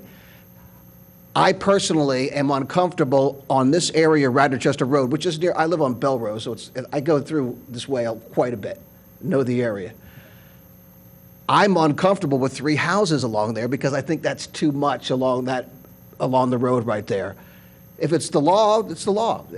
So that's why I said, well, 2 might be better. However, that's not on the table, and I know I'm not asking you to do that. It's just something that it would have been more palatable to me. Since that is not the case, I would be much more comfortable doing the by right plan, 85 feet, 80-foot right-of-way, set the houses back, do your 3 houses, and it's by right, then I'm much more comfortable with it. I understand, but I mean, I think I gave some really good reasons. The Planning Commission and the Shade Tree Commission both, I gave this exact same presentation, okay? We disagree with the Planning Commission quite a bit, especially recently. So again, between the driveways, the issue, and the setbacks. Well, the driveways are the same, so. Right, the driveway would be the same, but again, with the waiver requested, and I am concerned, why not do 3 curb cuts? Is that not permitted? Why doesn't, I know this is not a flag lot. Flag lots are not permitted by the ordinance, but why would we have a shared driveway? Why couldn't we just do 3 on the Radnor Chester Road? Is there something prohibiting that? Well, from a traffic point of view, it's just better to have 1 entrance down here instead of having 3 along this road. Just for people coming, the traffic going up and down the street? I mean, it's a location where there's been a driveway for a long time. I mean, we were advised to do it this way. Yeah. I mean, you also got a pretty big drop-off where this guardrail is, and, you know. So it'd be a steep, it'd probably be very steep driveways, I guess, Yeah, is yeah, kind of what the issue yeah. is. You know, again, I share the concern with that long shared driveway. I would prefer to see the by right plan, and then, otherwise, my view is, I wouldn't provide the waiver at this point. I disagree with the planning commission, and a by right plan to me is always better. Even if the neighbors complain, then the rules are the rules. So, Yeah. I mean, if you can do it, you can do it. Yeah, I understand. These waivers are pretty standard for every development you've ever approved. You know, most of them, if you go look at the record, Mr. Bentley, you'll see that I voted against them. Okay. I still like you. Is there anything else from us? Okay, Mr. Bentley, thank you very much. I assume we'll see you in 2 weeks. Okay, great. Thank you very much. What do you want me to do with this? I'll take, well, you know, if you could leave that right there, because we've got somebody else coming right back up. Perfect.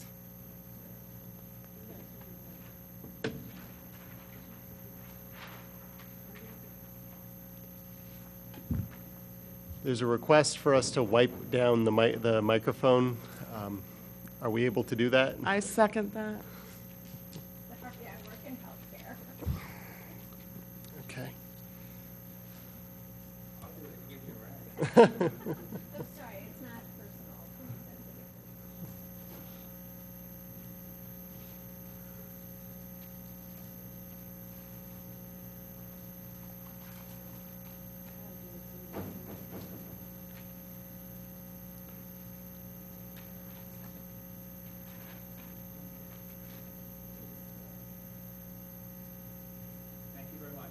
Thank you. Yeah, thank you.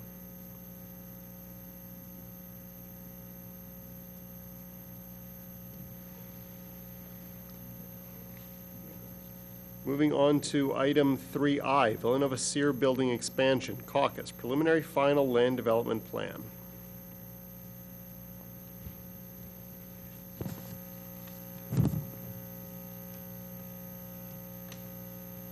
Evening, Nick Canelia, representing Villanova. Mike Kissinger from Pannoni will be setting up the computer so we can show you the plans on the computer. Just by way of quick opening, this is a request for an addition to their SEER building. That's the Center for Engineering, Education, and Research. Basically, it's their engineering building. And the intent, as you'll hear this evening, is to basically put all the engineering discipline into one building. So they are consolidating the engineering staff and the engineering students into this building. They will not be increasing enrollment. They're not increasing faculty or anything of that nature. It's just the way that teaching engineering has taken place recently, and also the need for lab space. This building was initially built back, I believe, in the mid-90s. At the time, they received zoning relief for both front yard setback and the height. The height of the building was 51 feet. Recently, we went to the zoning hearing board and unanimously received approval for an addition to the building. It does not violate the front yard setback, and it keeps the 51-foot standard for the building height. This plan proceeded to the Planning Commission. It was unanimously approved by the Planning Commission. There is a requirement for additional parking, and we're adding 133 new parking spaces, which meets the township code for the parking requirement. Actually, these parking spaces will be located in the addition to the law school parking structure, for which a permit has already been granted. Kevin Smith from Ramsey will talk about and go over the program itself. Mike Kissinger from Pannoni and I will discuss the consultant letters, which is basically all will comply or we already have complied. There are several waivers that we're requesting that we'll go over after Kevin takes the floor here and describes why we need the program. One thing to remember is even with COVID, this building is a must for the university. As I said, they're consolidating everything into this building for engineering. So this building will be built even despite the COVID process. Kevin?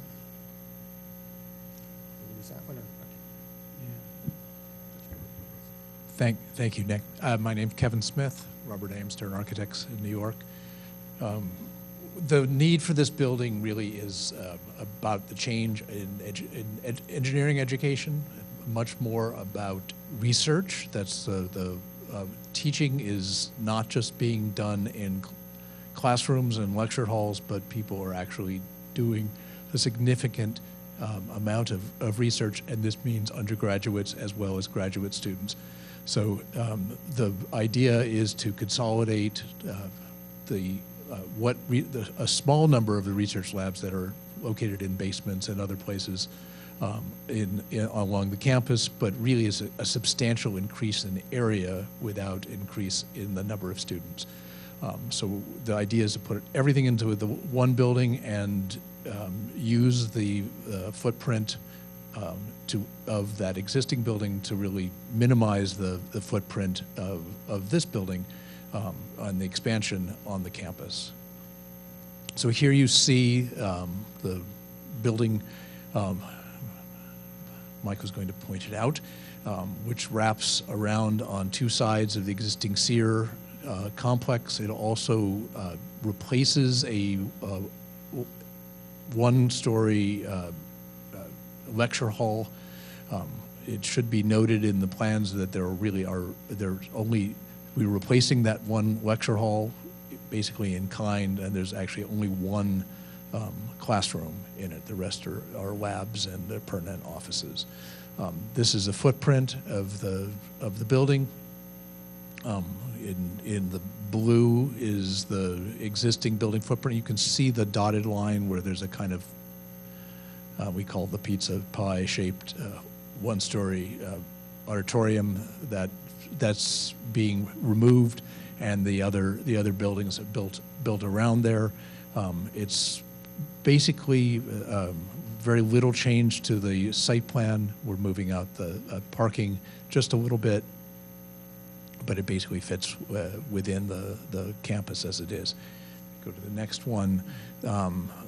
This is not as pretty, but it does show what is actually quite interesting is the use of some of the land along Lancaster Avenue for stormwater management and rain gardens, which is part of actually the research that goes on in the SEER building now. Just an idea on how this fits in to the campus. This is an existing picture just outside of Tollentine Hall with a current building beyond there. You can see the cooling tower on top and the new building, which will be in a much more sympathetic stone.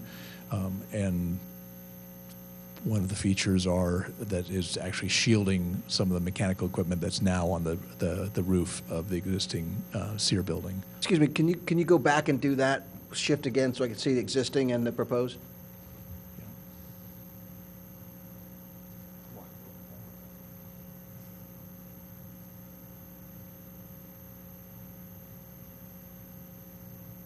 And then the same view from Spring Mill Road. The building is, it matches all the floor levels of the existing SEER complex with one exception.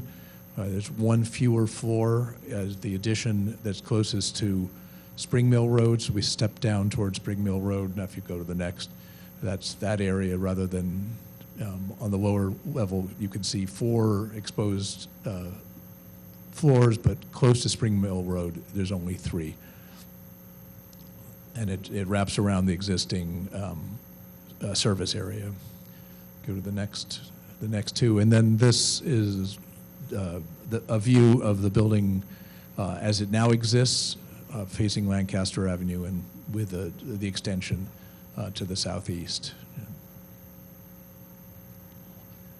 These are frontal elevations. One of the features of of the site is that there's pretty much a full floor grade change, about 16 feet of grade change from one side to the building to the other. So you can see that in these head-on elevations, and it attaches to the existing building, which is on the upper right, which is stone, but a much lighter stone.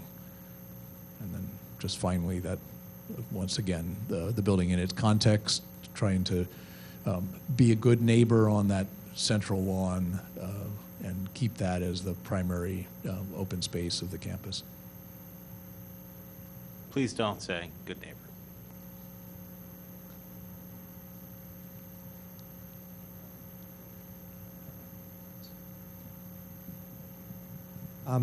We'll go over the letters. And Mike, maybe we should. So there's 5 waivers that are being requested. The first waiver is to have this considered as a preliminary final plan. The infrastructure is already here for this project. The stormwater management system is already there, so we're requesting a waiver to have this considered as a preliminary final plan. Number 2, the typical request regarding plan size, and certainly when the plan would be recorded, it'd be recorded in the required dimensions of 24 by 34. Reason for the request is so you can have all the detail on the larger plans. The other, again, is a very common request regarding man-made features within 500 feet. We have aerials showing that, and basically most of the land anyway is Villanova-owned land. We are requesting a waiver from the transportation impact study because we're not increasing enrollment, we're not increasing staff, we're not increasing any traffic as a result. And finally, there's a waiver for steep slope in the parking area. The parking area code, the saldo, requires no more than 3%. We're not asking for a waiver of steep slope from zoning, which is 20%. This is just in the parking area, and Mike can describe that further.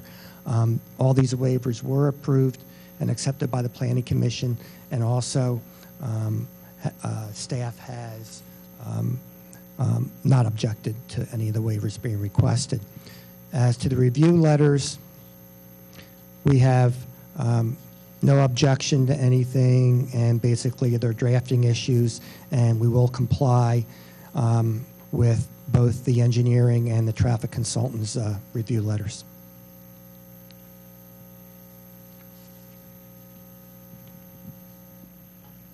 Do we have any questions? Well, you were going to explain about the one. 3%? Sure. Go through the steep slopes issue, please. It's not a steep slope, it's actually a parking slope issue. So this, make sure this is on. The existing parking, this road exists today. There's a road here that exists with parking on both sides of it, so you can see here. Except for what we're doing is relocating it about 50 to 75 feet to the right. So that road exists today just right in through here. In order to keep the parking, we're relocating that road slightly to the east. The existing road is about 6.4%, and this road will be about 6.5%. So it's parking along that road that requires this waiver. Well, again, I guess I still don't understand. The new road is the gray area to the right of that parking lot, right? Or not? No, that's not so the new road, I don't see the road. What are you talking about, the road going from 6.4% to 6.5? So, Mr. Booker, from this intersection here, down here to Simpson Hall, listed on the plan, that road with parking on both sides is graded about 6.5%. And there's parking on both sides today? And there's parking on both sides today. That road is slightly moved over. I could show you on a plan, or I could point you out to in the plan set as to what we're referring to. But either way, that road exists. It just simply exists about right here where the cursor is, and it's moving over to here. It's an existing nonconformity, but we are building a new road with parking on it, a new drive aisle with parking on it that exceeds the allowable in the code. And how much of the existing parking, I would like to see the plan so I could see how much of the existing parking lot remains with the new location. The road and, it's road and parking, right? It's the road and parking, so So what does that look like in the new configuration, moved to the right slightly? With the new, this is the new configuration. okay, so what's the old configuration then? The old plan?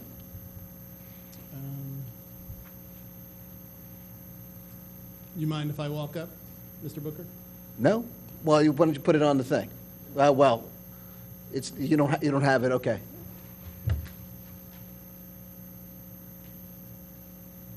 Let's see if, can we switch over? Sorry about that. Technical gymnastics for us. That's what Ian's here for. Seems blurry. It's a pretty small plan, I'm asking him to look at. Okay, so this is the existing.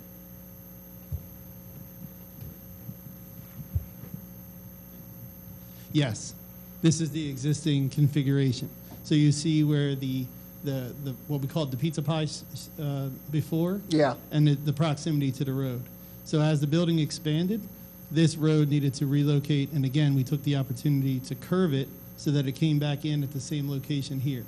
So this road here was 6.4% approximately, and then after we add in this radius, it becomes 6.5%. So are you saving any of the existing paving, or is it everything No, going to be everything's- demolished? everything's being demolished. Everything comes out? Mhm. So you can see that elevation here through here, so it's again about 6.4 or 6.5%. So it is a slight increase if I put those two next to each other. Right. So it's a 6.5% grade from top to bottom over the entire area. Correct. So 6.5 feet in 100. Yes. And what would be the requirement? What would be code? 3. 3. And again, existing, it's 6.4. Why do we have that, Kevin or Roger? Why 3%? Why is 3% for parking lots code? I don't know, the code predates me, but that's the standard in the code is 3% for a parking area. Is it because, so 6%, I mean, that's, Handicap ramp's 5. So, right, a sidewalk under 5, I'll do this. A sidewalk that's 5% does not need a railing. It's generally accepted. So 6% is not in any way really steep. But again, if anybody have experienced this road, it'll be exactly the same it is today. As mentioned earlier, I have no objections to the requested waiver. yeah, but what we're making we're building a whole new parking lot. If you're, that's why I was asking if you're using the existing paving, and then it's one thing, but you're going to tear the whole thing up and redo it. Why not make it to code, I guess, and regrade some of the other areas? It would not, because of the way the structures work with the existing structures on the north and south side, the only thing that we could do is eliminate parking, because if we eliminated parking, the road itself would comply. And I don't think it's really a necessary thing to reduce the parking for something that's would meet industry standards and so on, so.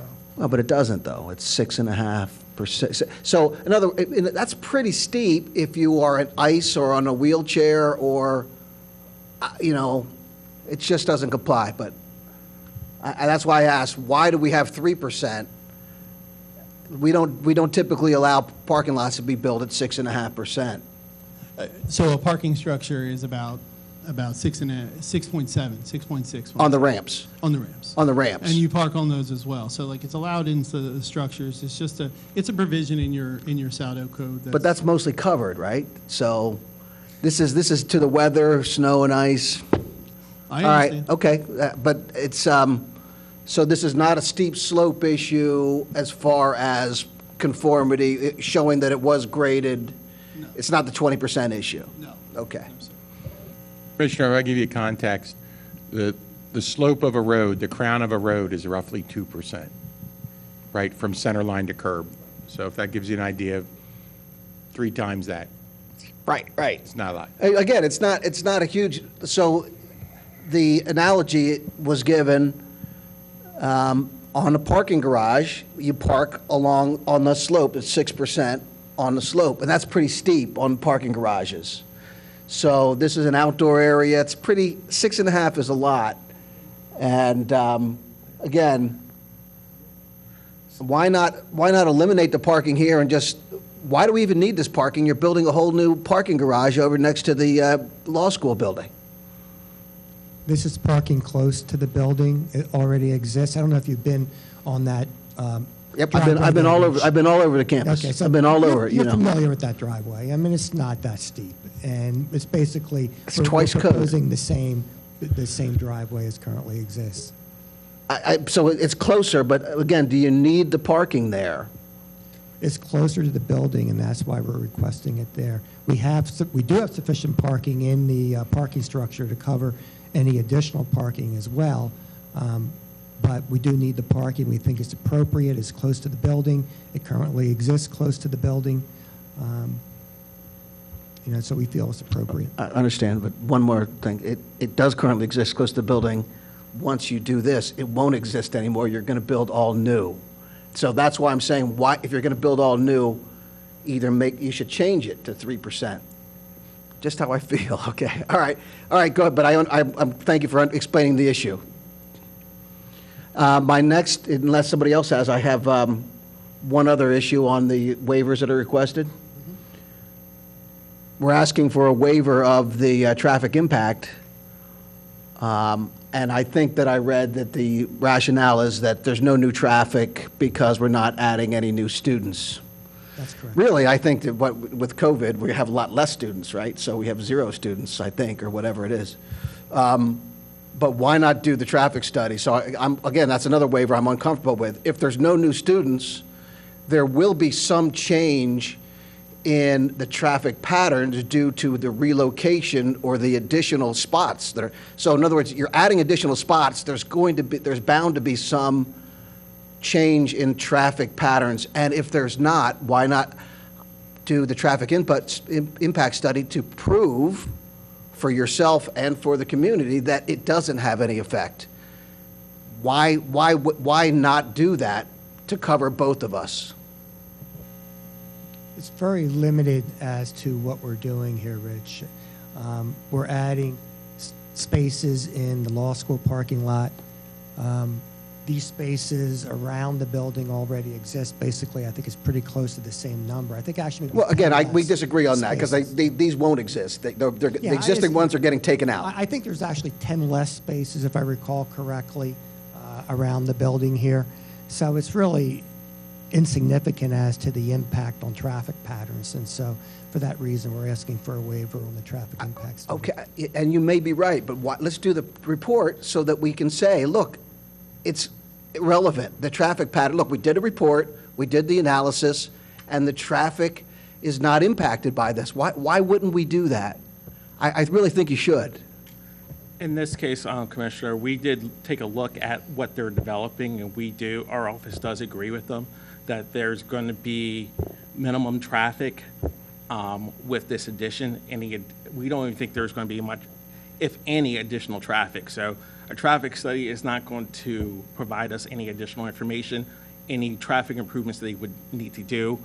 It's not going to be any benefit. It's not going to be a benefit to see any improvements. And again, I understand that. And what I'm saying is, let's get a report that verifies that rather than us just making a blanket statement and saying, we don't think there's going to be any traffic.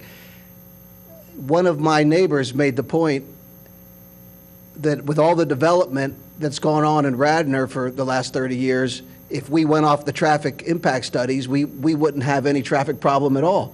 We do have traffic. So again, if there's going to be 0 impact, all I'm saying is let's cover the township and Villanova and show that there is no impact, and we have a report that showed that there's no impact. I don't feel comfortable granting a waiver not to have that, so I disagree with, I think it might not show any, it might not give us any engineering data, but what it will do is it will provide documentary evidence of our presumption that there is no impact, which will be beneficial for the township and I believe for Villanova. Is there any additional comment or questions, I should say? Yeah, I got a few. And yeah, I do agree with you, Rich. New parking means more traffic, and if there's a study that needs to be required, then it should be done. There shouldn't be special exceptions. That's number one. Number two, I mean, this is impossible to read. You need a microscope. So The magnifying glass, you could maybe. Yeah, no, I'd say a microscope. It's pretty small. So I'm uncomfortable with the size of this. But the plans have been filed. It should be full-scale plans. Okay, The that's board has, fine. yeah. Well, I mean, you're asking a waiver. No, not, that's not the size of the plans. Yeah. The real plans are 3 times, we're actually. Terrific. Okay, but I wish you would have brought them for the table. So just a couple questions. Your current height, and what is the height that you're going to extend it to? It's currently 51 feet, and it will remain 51 feet. So you're not extending the height. I thought you were extending the No. height. Well, there was a zoning hearing granted you a waiver, right? The existing height is 51 feet. No, the existing height on the building now is how many feet? 51 feet. Okay. The addition will be 51 feet. We went to the zoning hearing board before the addition being 51 feet. That's why we went to the zoning hearing board. Rich, just let me go through mine and then. Just to clarify, it was 38. You're right. I am thrilled to You're have you right. It was follow up 38 on feet. mine. Yeah, I thought it was 38. Okay. Was it 38 or 50? No. The code is 38 feet.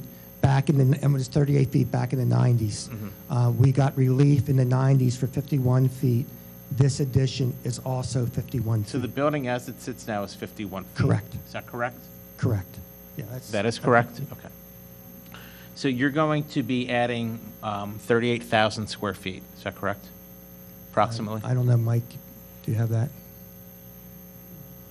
About, yes. About 38,000 square feet? Mhm. Okay. So how much, and I'm not, is that going to be, how much is that going to have on stormwater? And what are your plans for remediating that? I'll turn that to Mike. Because it just seems to me you're running out of grassy area. I know we're complying, we're still You're well under. but yeah, you're going to comply now, and what's going to happen is, the next time you need to develop, then you're going to ask for a waiver because it's going to be a hardship. And that's how the game works. Well, So I just- want to, well, let me finish, please. So I want to understand how the stormwater works now, so you're not here saying it's a hardship later on. Sure, I totally get it. On the impervious coverage, currently on campus is 36.7%. We're increasing it to 37.1%. The requirement is 45%. But I'll turn it over to Mike for him to describe. I'll try to walk you around the plan here. Sorry. We have a stormwater features throughout the property. So we have some stormwater features here along the road that'll be in smaller nature to handle this existing, the existing road impervious through here. We have a larger underground basin planned underneath these parking lot here with a surface rain garden bioretention area here that would follow a swale that runs down the side of that parking into what we call like a forebay, which would be a bioretention area, and then into a series of rain gardens along Lancaster Avenue.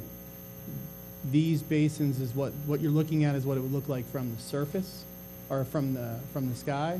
There will be underground additional storage provided underneath these as well. There is an existing basin, by comparison. The existing Sears structure had a basin right here in this existing parking lot. That basin will remain, and we're providing an additional underground structure next to it. So we have a series of rain garden bioretention as well as underground structures surrounding the new structure. Are you changing the facade on the entire building or just the addition? Just the addition. Just the addition, okay. And you said that you're consolidating from other buildings, is that correct? That's the main reason why you want to do this. So that leads me to my next question. How much square feet are you consolidating from other buildings? And then what is the university planning on doing with that excess space? So I'm sure it'll be pockets from this building and pockets from that building. And So I just would, that's the first question. It's a multi-part question. So if you could, someone could answer that question, what are you going to do with this extra space in other buildings? Answer. So in total, there's 11,000 square feet of lab space that is in various places. Half of that is in basement space that is not really suitable for any adaptive reuse. And I think the university's main plan for the space that is vacated is to be used for swing space for badly needed renovations over the within the campus.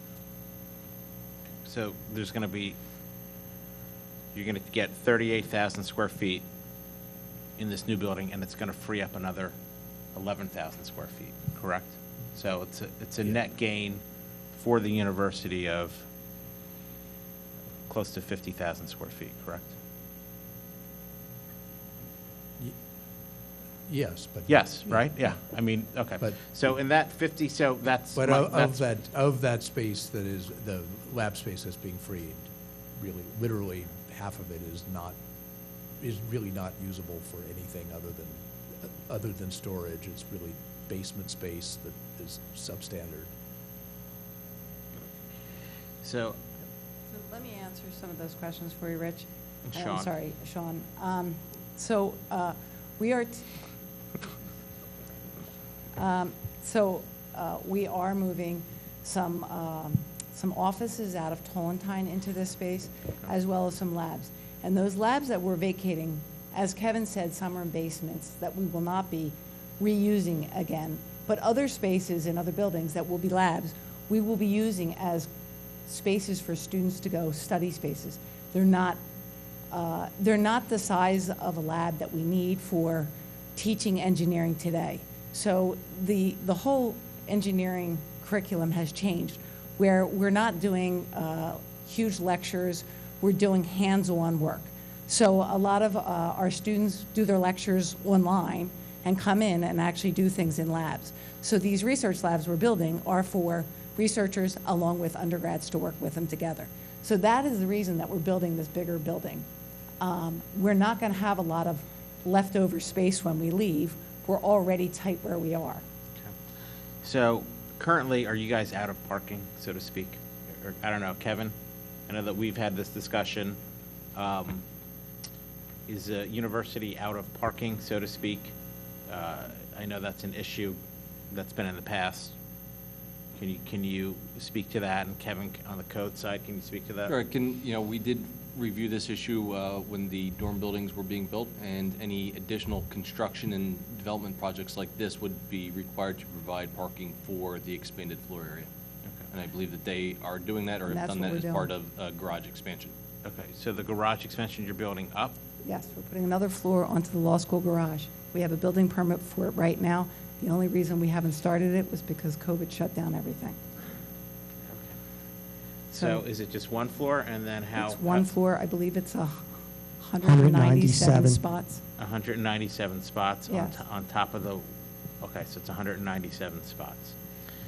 And you're saying that you're not that you will not be increasing staff, faculty, employees, or contracted employees or students?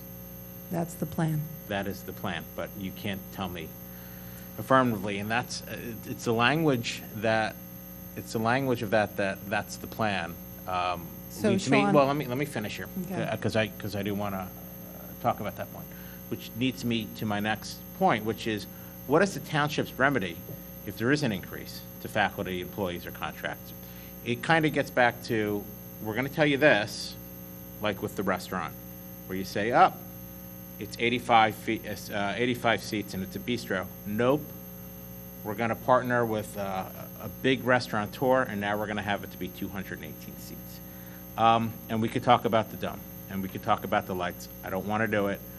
My question is, when you say that's the plan, so maybe I'll ask the solicitor, if that is not the plan and it is bait and switch, which they have done in the past, hence my not being good neighbor comment, what is the township's remedy? think your remedy would be that you could condition your approval, if there's an approval resolution in the future, you could condition your approval on no increase in occupancy. I mean, the challenge is enforcement of that provision. How do you know if there are another 10 employees coming in every day? You know, unless there's a major change, would you be able to demonstrate that? No, we probably couldn't. So, It's their word. I'm sorry? So it's a difficult enforcement. I mean, you put your finger on it.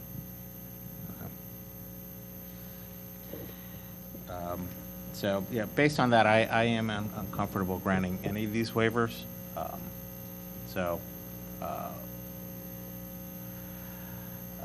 just say, again, you know, we have these laws in place and these ordinances in place for a reason, and no one deserves a special exception. I believe that I stand pretty firmly on that when it comes to stuff like stormwater waivers as well.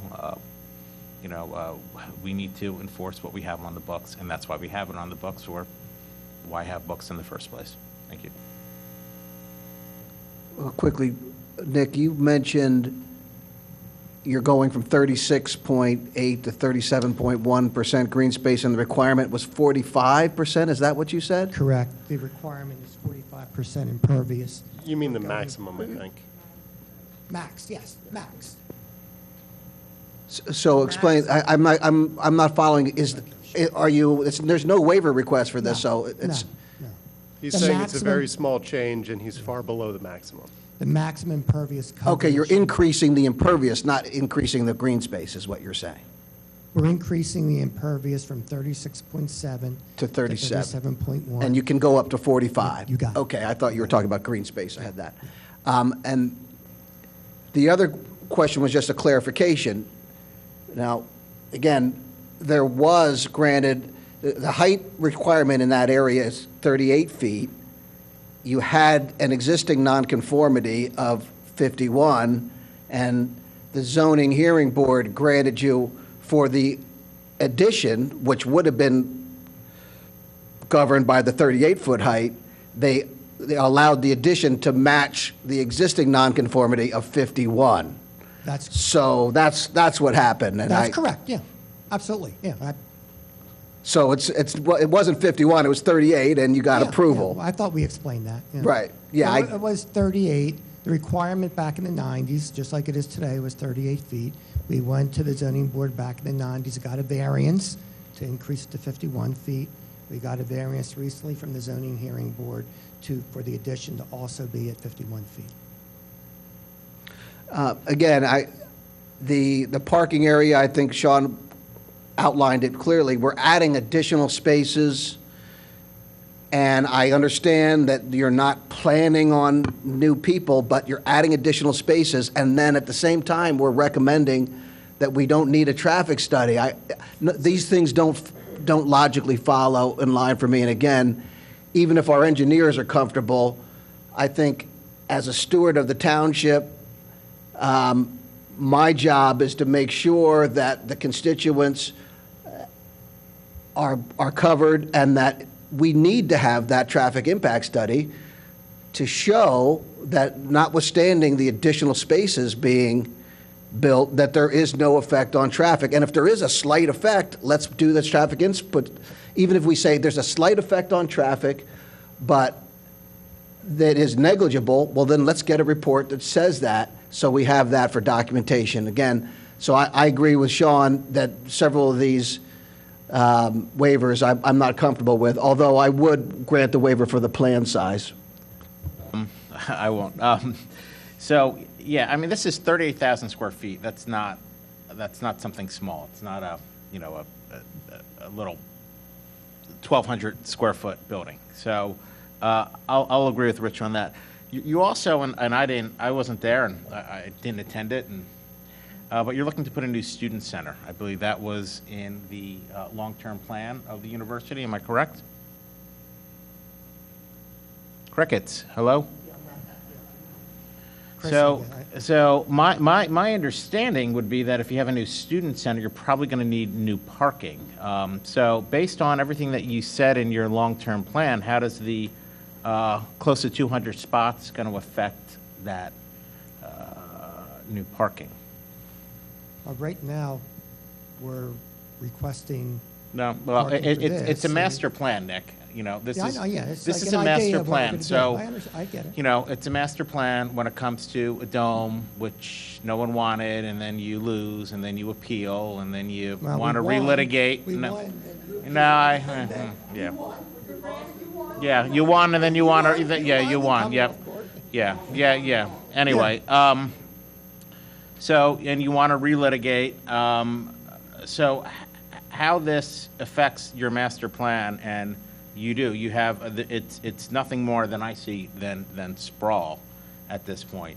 And it's an insatiable need for growth, and that's what it is at any expense. How is, 100 new parking spots, I mean, I guess you're going to use those to deal with the new student center that you want to build.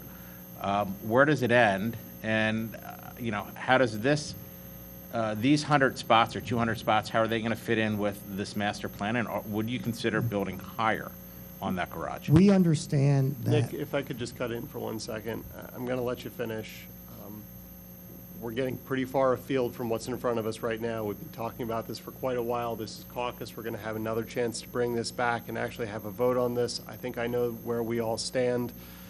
Nick, if you could answer the question that's in front of you to the extent that you have the ability to, and then I think All we we'll wrap know this is up. that we understand we have to meet the parking requirement for anything that we build.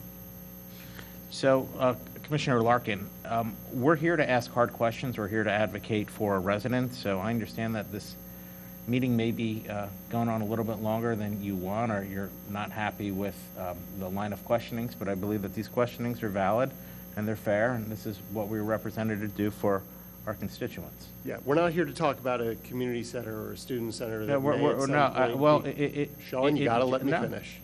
You've asked other people to let you finish. You've been talking for Sure. a very long time. You've been asking questions that really don't have a lot to do with the plan. We've wandered very far off course, and you've been pretty rude to the people who have showed up in order to present this. And some of that may be merited. I don't really know. I don't really care. But we gotta move on to other stuff on the plan. So let's ask one or two more questions and then move on.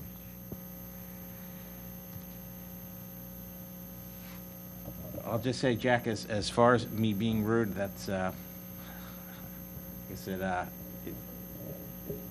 I'm not being rude. I'm asking questions that are valid. You may not like my line or my tone, but they're important. And I will say that their track record in the past has been less than honest. Commissioner Larkin, these are actually important questions because although we're dealing with a small area of the campus right now, it does bear on the comprehensive plan, the long-term plans, and the incremental approach to this is a little waiver here, a little more here, time after time after time. When you aggregate it, it becomes a big waiver and a big adjustment to what we have. I understand the point you're making. Sean's already made that point. You've said 6 different times thus far that you think that it's important to have a traffic study. We've all heard you. We understand you. Villanova understands you. They either will withdraw the waiver request or they will not. We don't need to retread the same ground 18 different times, or 6 in this Just trying to make the point for my fellow We hear the commissioners to make point. sure We get the everyone point. understands. Is there any additional commissioner comment on the issues that are in front of us with respect to this application? Hearing none, thank you both for coming. Thank you all for coming, I should say. Let's move on to item 3J, ordinance number 2020-05, introduction, emergency response rapid entry systems. I will so move. Is there a second? Second. Is there any commissioner comment? You have? I guess, do you want to have Damien here to talk about this at all, or is it, it's okay without that? So I think we Is heard that this his, he was in favor. did he introduce this? I think this is No. from the chief. Oh, this is from the chief, okay. Yeah, so we've talked about this prior. Maybe the chief could refresh our memories on what this is pertaining to. And Chief, are you bringing this back? Because I think I know we've had this conversation a couple times and there were concerns brought up, and are some of those, some of those been addressed, and are we looking at that in this new ordinance? Yeah, I'll let Chris fill in the details. I think in terms of procedure, this was ready for adoption back at the end of January into February. It got sidelined because of the Zoom meetings, and we felt with any ordinance-related adjustments, they should wait till we're back into a live meeting again. So that's why we had a gap between the last discussion and tonight. I know the police department have held individual meetings to try to answer as many questions as possible, and that's where I'll let Chris jump in. Correct. There was some language that was changed by request of the commissioners. So we consulted with John Rice's team, so we decided to reintroduce this for complete transparency and to start it off fresh. Just, Commissioners, if I may, I'm pleased to have Deputy Chief Michael McGuire from the Radnor Fire Company and Sergeant Christopher Gluck from our Office of Emergency Management here. They have a couple products and a couple descriptions. I'll stop there and just see where you want to go from there and if that's answered your question. Well, my question, the changes that were made, I'm told, now implicate the need for this for a greater number of structures, including residential. So is that the case?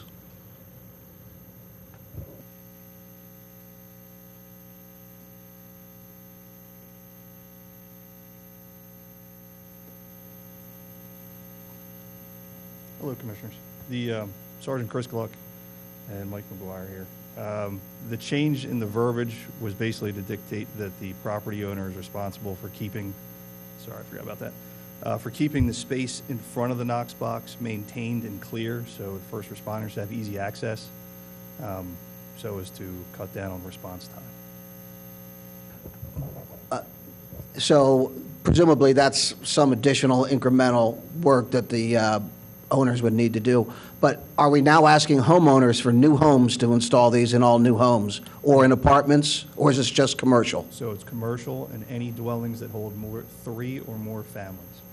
So an apartment complex or a condo, or a dormitory or things of that nature. Existing as well as new, or just new? I believe it's a part of land development, so. So existing, you wouldn't need to go back, or do you need, the existing need to go back and do this? I would ask that Mr. Rizzo. So right now, they wouldn't need to go back and install it. This is just for land development. That's sort of our hook to require it, is through land development, and presumably by the fire code official, the fire marshal would catch this as part of their plan review on a subdivision or any kind of land development application.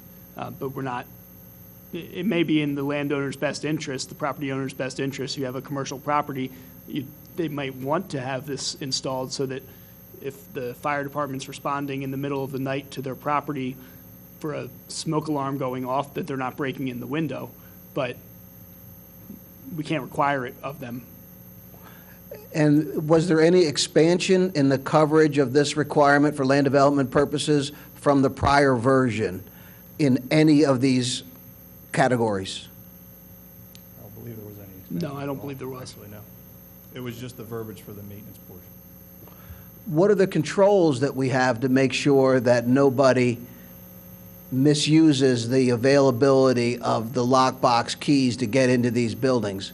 What are the controls? So basically, the Radnor Fire Department championed this decision to go with the Knox box system and our township years ago, and we follow International Fire Code, which I'm sure Kevin can explain that we do follow to a T, which Section 506 requires to have a key box system.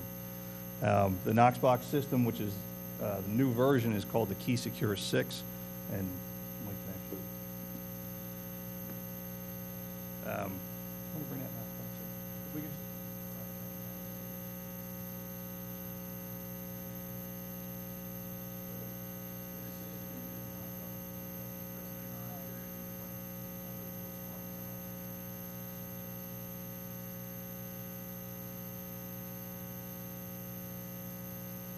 Sorry about that. The Knox box system, that's the box that'll be on outside of the building. It's small, it's a 1/4-inch steel, it's 100% welded, and it comes to you completely unlocked. No one has access to it other than the fire department at this time.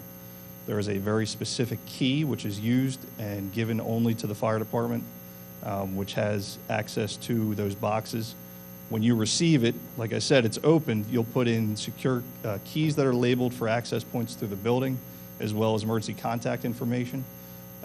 Once it's installed, we'll contact the fire department goes out, and they secure the system itself with the specific mechanical key. The Key Secure 6 system, which I would have here if it wasn't so hard to take out of the vehicle, it's been placed inside Deputy Fire Chief's vehicle as well as the Fire Chief's vehicle. You have to put in a specific code for you yourself in order to pull the key out. Oh, it's up there. So once you place your own PIN code into that system, it'll release this E-key. The E-key, you'll then need to put a code in for your department. It'll flash green, go solid blue, and then you'll be able to access this system and turn the key. So what's nice about this Key Secure 6 system, which they already have in place, it's completely web-based and it's cloud-based, actually, I should say.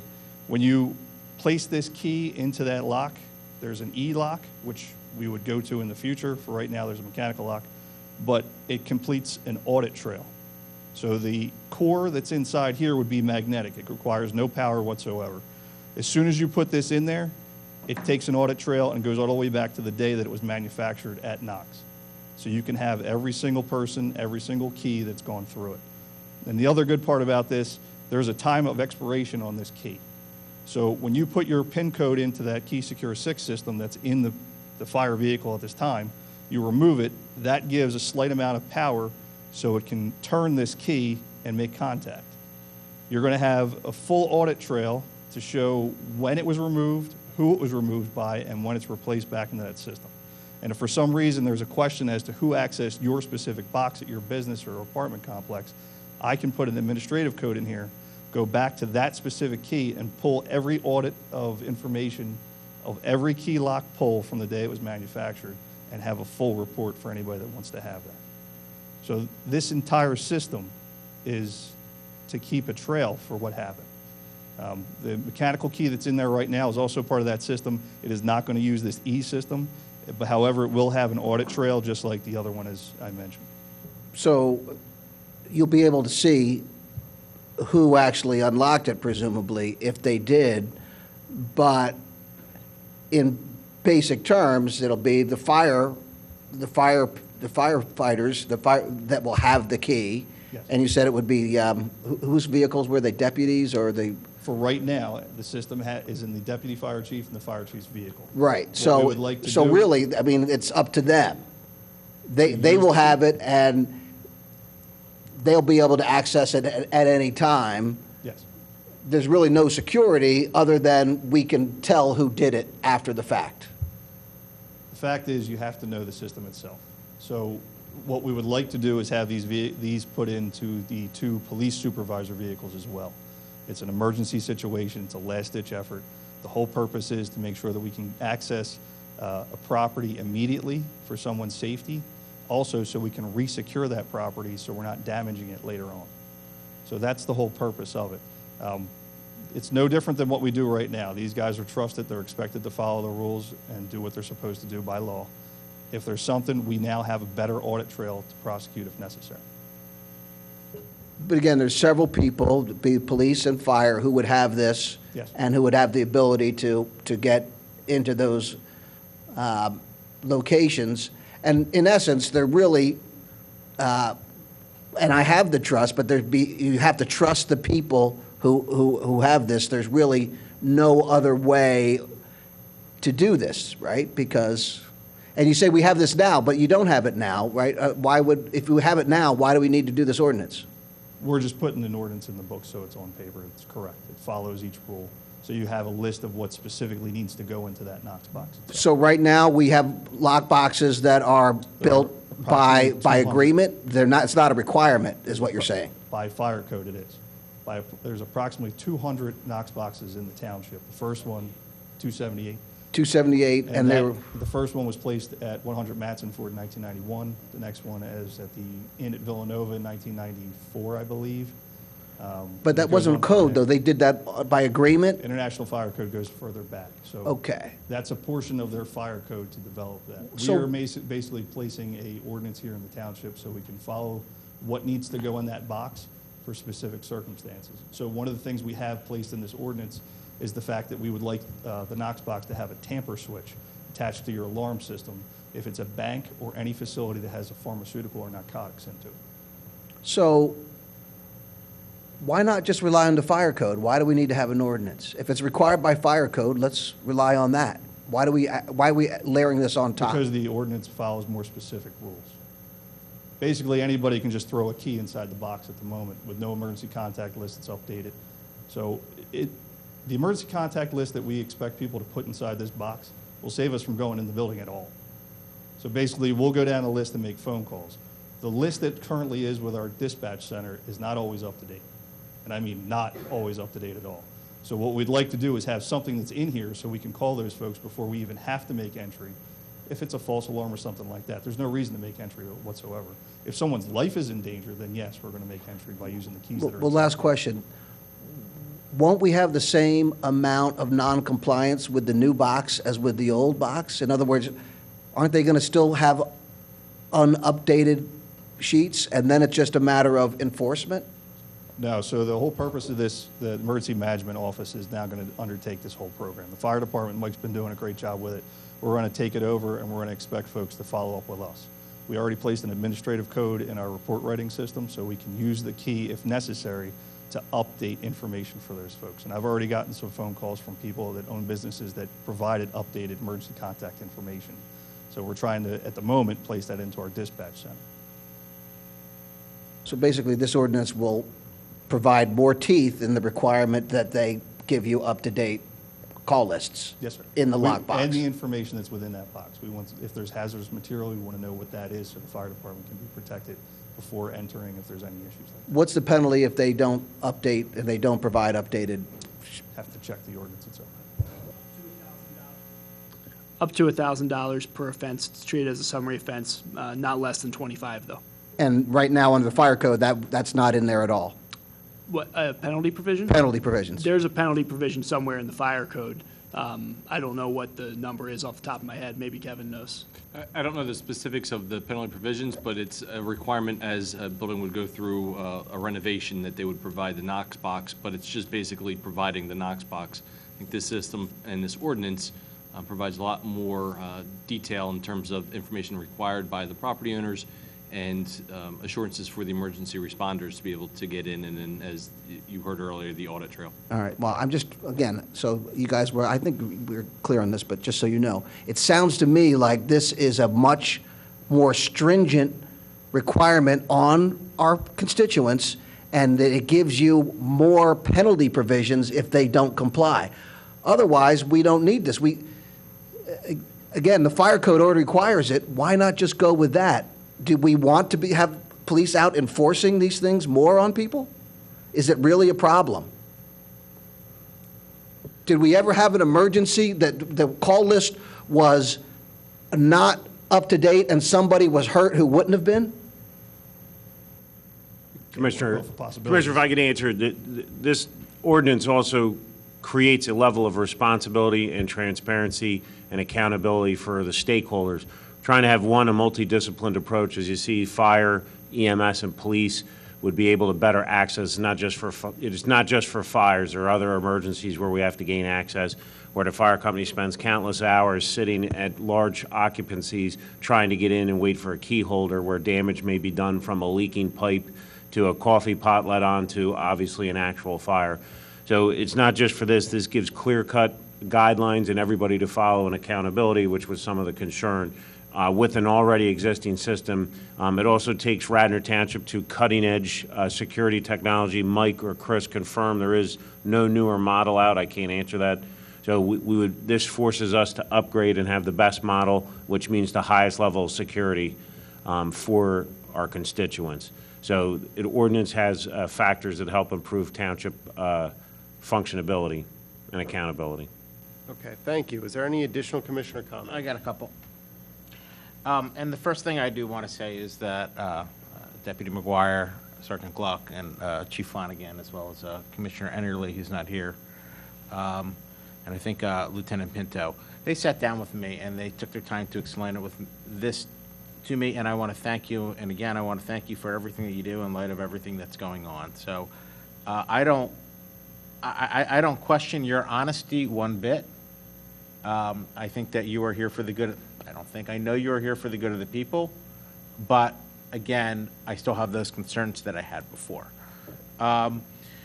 So my question is, when you have the key, and I have one, and I can only ask you questions based upon the one that I have at my store, which I think it's beyond, I think it's a slippery slope. I think it's a violation of my I think it's the Fourth Amendment of search and seizure, and I think it puts the township at risk. So is the key that is going to work on that? Could that conceivably work in my lockbox at Havertown, or could that work in theory somewhere in, I'm just going to say Erie or Harrisburg or wherever? And I know that for now it's timed, and you could, but where does that key work? Is it one key that if it got in the bad hands of a bad actor, they could wind up using that anywhere at any lockbox? So no, the key that's keyed to our township is very specific. So there's no other key that's like it. You cannot get it remade in any lock business or anything of that kind. When you go onto knoxbox.com, it asks you what state you're from, and then it asks you where to go in terms of what township covers your emergency services. You choose Radnor Township, and then there's a specific PIN key that goes to the tumblers as well as the key itself. So no, the key does not go to other townships. So, and if I could ask Deputy McGuire, how would that work with like Bryn Mawr, which is, you know, I mean, Radnor Township has 3 separate fire companies that are in 3 separate townships and maybe 3 separate counties too, right? 2 separate counties. No, 3. Chester, Montgomery, and Delaware. Radnor Township's only in 2. Radnor's in 2, but Bryn Mawr covers Montgomery and Lower Marion, Radnor. So I'm looking at just the whole globally, Radnor in general. Just like Sergeant Gluck said, each fire department has a PS number. Each PS number is like your social security number. It stays with you throughout. Right now, everything, if everybody's familiar with the township, everything west of 320 is covered by Radnor. Everything east of 320 is Bryn Mawr. Radnor EMS covers the entire section, as well as the Panhandle, which are different. So right now, everything west of 320 has Radnor Fire Company PS code.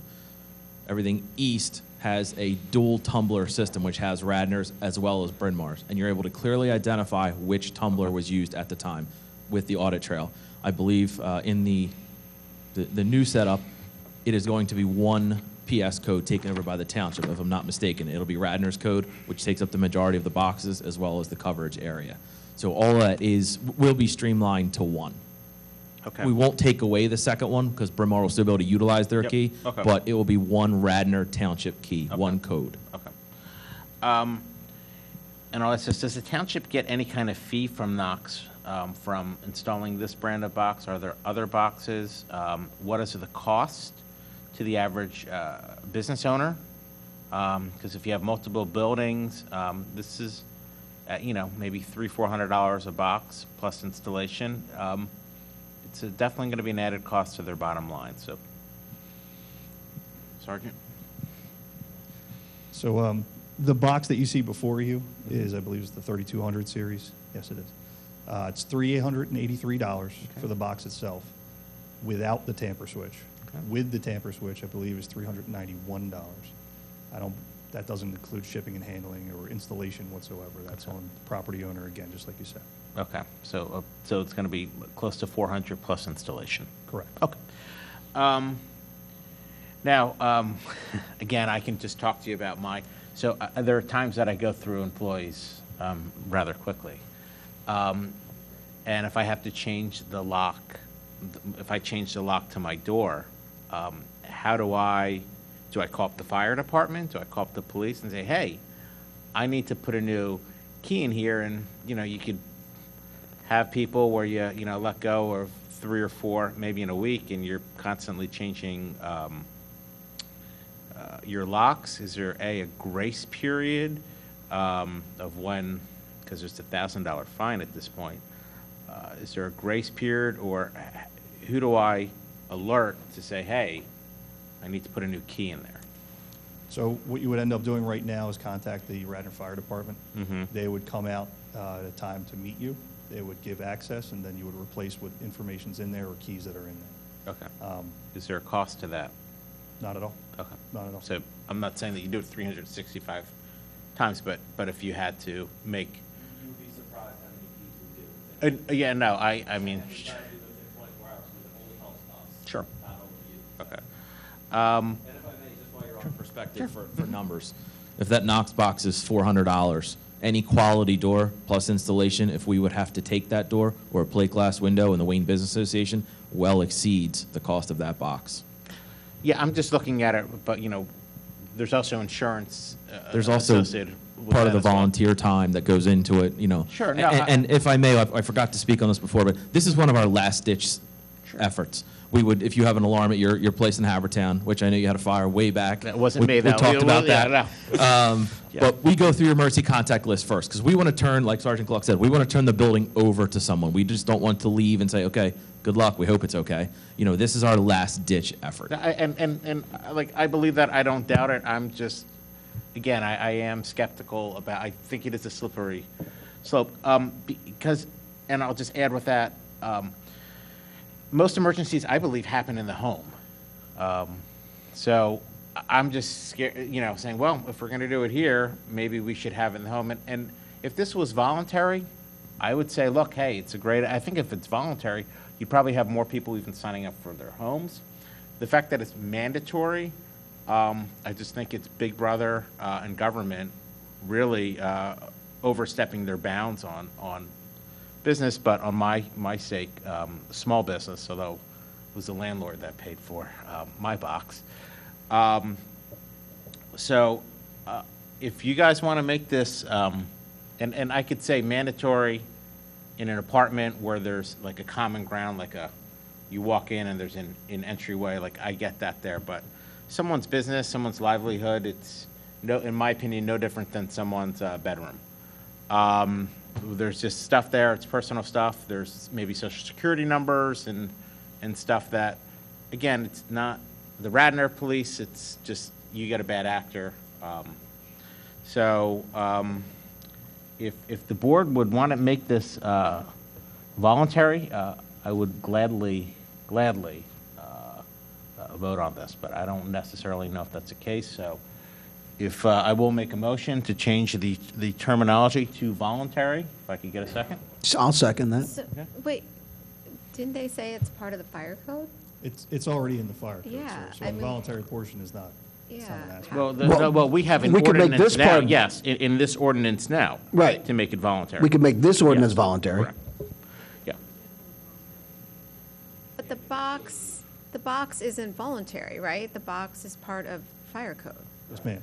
So how do we make the box voluntary in this if it's already We wouldn't, required? we wouldn't be making the box voluntary. I think we would be making the additional requirements that they've asked us to put on the box in terms of the sophistication of the technology and the items that are inside of the box would then become voluntary if we change this, which, of course, we don't really need an ordinance that tells people you're allowed to put some extra junk in a box on your property, but that's the motion. I'm going to call the vote. All in favor of... Whoa, how about there's public a motion comment? and there's a second to for this, amend. for my motion. For your motion. thank you. All in favor of the amendment, say aye. Aye. All opposed, say nay. Nay. Okay. Motion fails. All right, one more question, then that's it. So the mechanical box doesn't have an audit trail. That is more, you could tamper with it more in the sense of... The box itself does not. The key that's in that system The key does, but unless yes. you're running electric through that box, it's harder for the business owner to get that data on. This his box own. does not require electricity to go to it in order for that key to work. The power comes from the E-key itself when you enter that code and get access.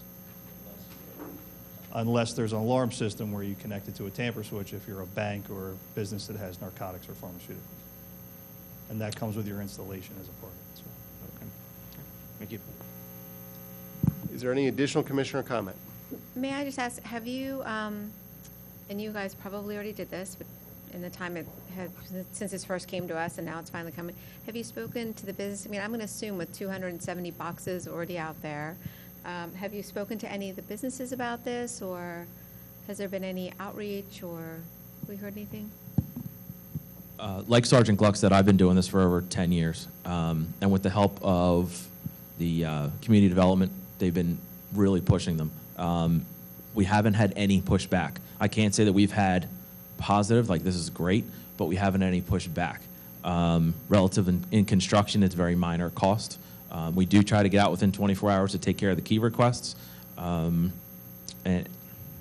yeah, nothing positive, but certainly nothing negative. We haven't had any him and haul or anything like that. And this is an extra service that you all are providing as volunteers? For free. For free. Okay, thank you. Is there any additional commissioner comment? Just one more quick question. Could you say, I don't want this in front of my building? Could you put this on the back? Do you have a list of, let's say 1217 Westchester Pike and Haverton, it's in the front, or this building, it's in the back, or do you know exactly where it is and exactly where to go? Correct. So you may not have it If- in plain sight. If you get a chance, I would just give that policy a glance because it does cover everything within it. And it does ask for street side, address side, approximately 5 to 6 feet in the air. Reason being is, you know, it's not going to get knocked with a bench or a planter or anything like that that might sit in front, as well as you're not walking around a building that might be 100,000 square feet. You know when you arrive, you're going to one exact location. So it helps everyone out. Would you foresee this, putting this in residential homes? So I Making believe, that mandatory? no, it wouldn't be mandatory. I believe in the ordinance itself, there is a voluntary aspect for personal homes, private homes, I should say. Knoxbox does have a system for gates. We do have situations where homes have extensive driveways, so they have a gate access key, which would work with this as well in the same system. You'd have to complete a waiver through that, and then the township solicitor would have to approve the waiver.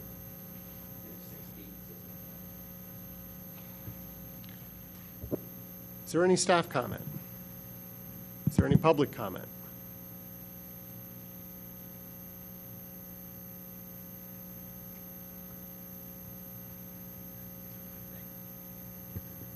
Baron Gemmer, South Wayne, not commenting on the overall content of the ordinance, but the trigger, which is an event trigger, the saldo application, then has the, I guess, the opt-out or the exception for, and I'm quoting here, owner-occupied 1 and 2 family dwellings. That may not be known at the time of saldo, and it often changes back and forth. I know it has in our case, even though we didn't go through a saldo. I would ask that it just take out the owner-occupied part, that the exception on any saldo doesn't apply to 1 or 2 family dwellings, because otherwise it could change, people could take the lockbox off, and then they end up doing a rental or something, so I don't think that part makes any sense. I think it should just be exemption of 1 and 2 family homes. So, one more question for, if you have an owner-occupied home which is not required, you go to, you have a duplex, now it's rental, you rent both sides of it, now you need a lockbox, or if you, I guess it would be a triplex, right? So when would you, if you moved out, would this be required to put the lockbox in? The building itself, if it's 3 or more occupants of different families, then it would be required. So Barron's point was, why do we have an exception? 1 or 2 family homes does not need to put this in at saldo application. So why do we need that in there at all? Just because it's not as big a building. So once you start getting 3 dwellings or more, you're getting to a bigger building and more families to protect and more firefighters to handle a call. So we want to make sure everyone's safe.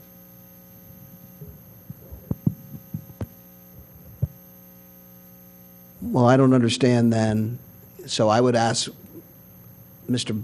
Gemmer to come back and explain if that answers his question, or whether he still feels that that change needs to occur if the Board of Commissioners would allow it.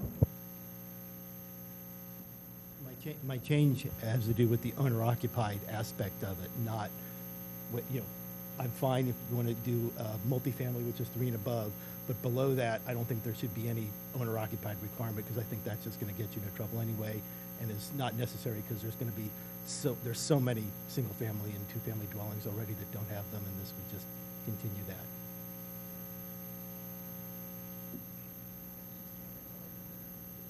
Is there any additional public comment?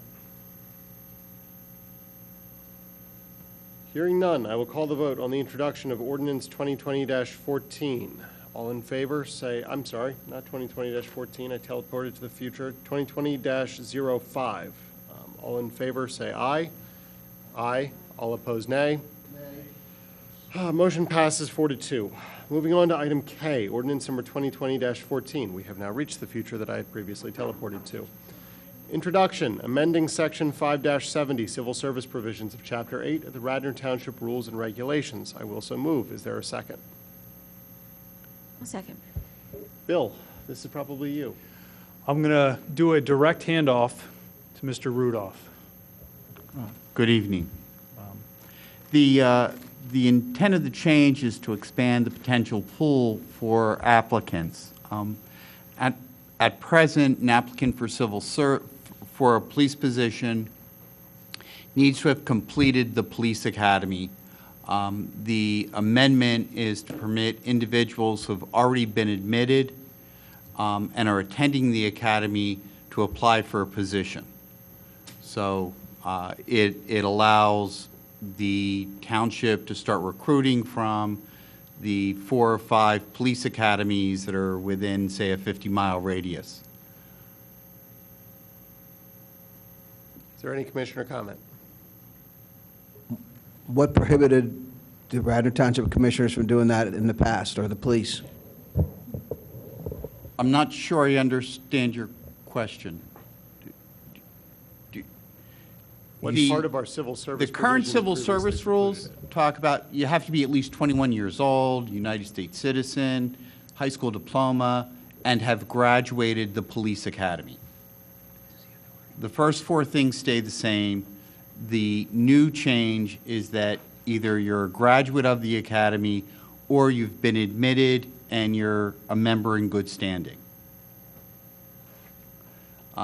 There is, Montgomery County has a police academy, Delaware County has one, there's one in Reading, there's one in Lehigh Valley, there's one in Philadelphia, but that's exclusively for individuals who've been, received job offers for the city of Philadelphia. A good percentage, and I'm only speculating, but anywhere from 30% to 60% of any class in each of these academies. The classes run 6 months, so there's 2 per calendar year. Anywhere from 30 to 60% of the students pay for their own education, pay for the academy, do not have job offers in hand. Historically, Radnor Township would only permit applicants who had already graduated. This allows the township to expand its applicant pool and basically go out to these academies and do recruiting and say, we're holding a test in 2 months, you can apply now.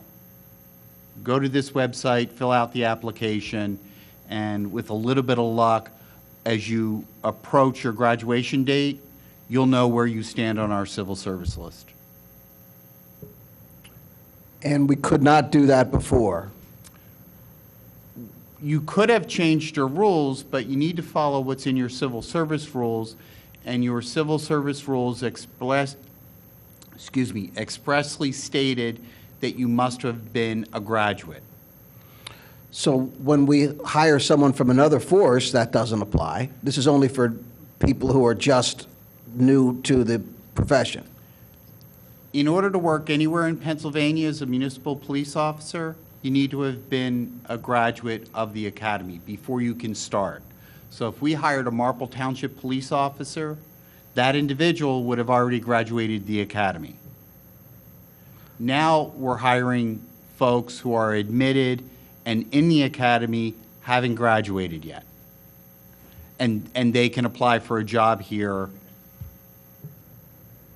after not having graduated. They can apply. We wouldn't hire them until they graduated, but they can apply. Our process for screening applicants conservatively is probably 3 to 5 months. So are we lowering our standards then? Is that why we're doing this now? Why didn't we do this in the past? We're making offers to 2Ls after their summer employment. as opposed to taking only the people who have just graduated from law school. Your employment will continue to be contingent upon passing the bar exam, but we're making the offer to the people before they graduate. Obviously, not literally, but metaphorically, if you were talking about the law school context, we're taking people who are still in school. In this context, we're no longer requiring ourselves to wait until they have graduated, by which point many of them, not necessarily the best candidates, obviously, hopefully we get the best candidates, but theoretically, the pick of the people have already been snatched up by other departments who are able to make offers to them, so we get a reduced pool. This gives us a larger pool. Am I correct? And wouldn't you say that Yeah, it that's also- an excellent, the law school comparison, summer associates getting job offers is, I think nails it on the head. Can you show me the language in this ordinance that's changed that provides that? I don't remember seeing, I didn't see a red line of this. If you go to page 7, and actually the last line on page 6, general qualifications for patrol officers is the heading. At the time the commission adopts the eligibility list at a public meeting, every applicant for the position of patrol officer in the police department shall possess a high school diploma or equivalent. In addition, the applicant must be presently enrolled as a student in good standing in a certified municipal police academy, and that's the phrase that was added, or have successfully completed Commonwealth of Pennsylvania Municipal Police Officers Education and Training Commission Act 120 training.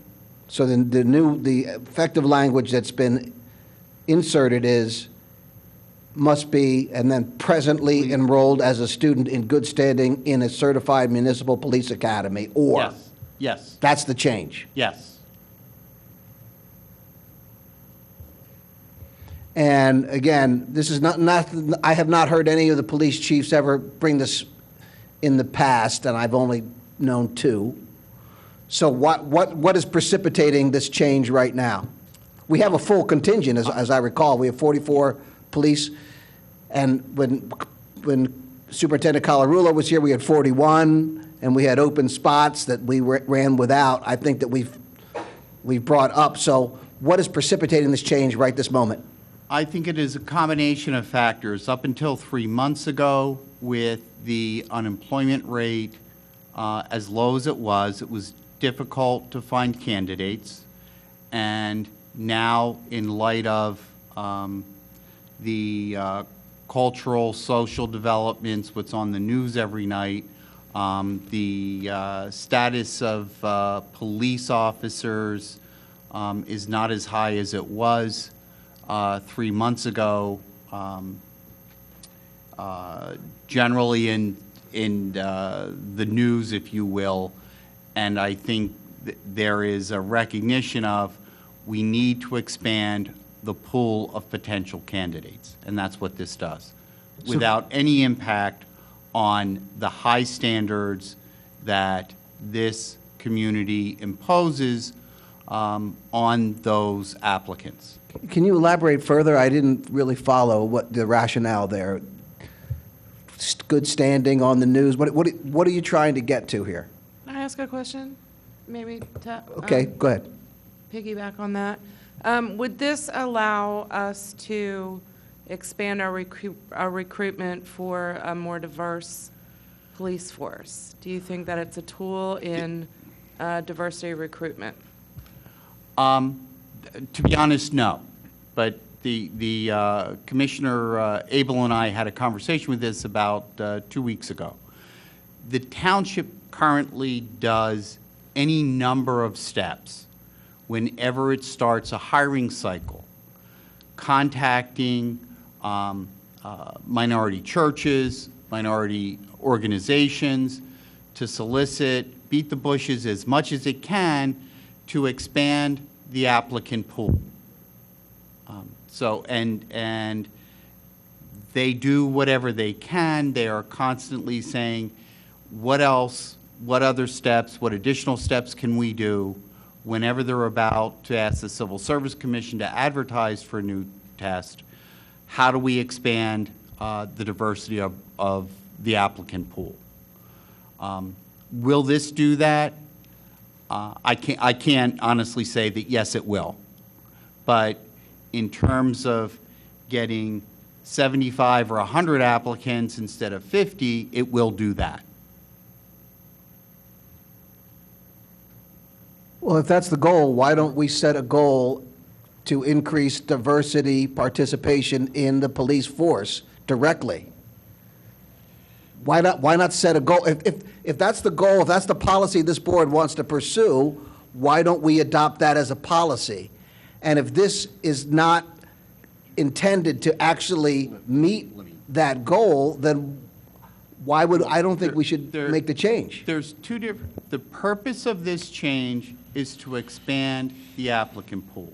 With respect to the point that you've raised, in the United States, affirmative action, having a minority hiring list like they do in the city of Philadelphia, is only permitted after a federal court has ascertained that there has been a history of discrimination such that one of the ways to address that is to impose hiring guidelines related to either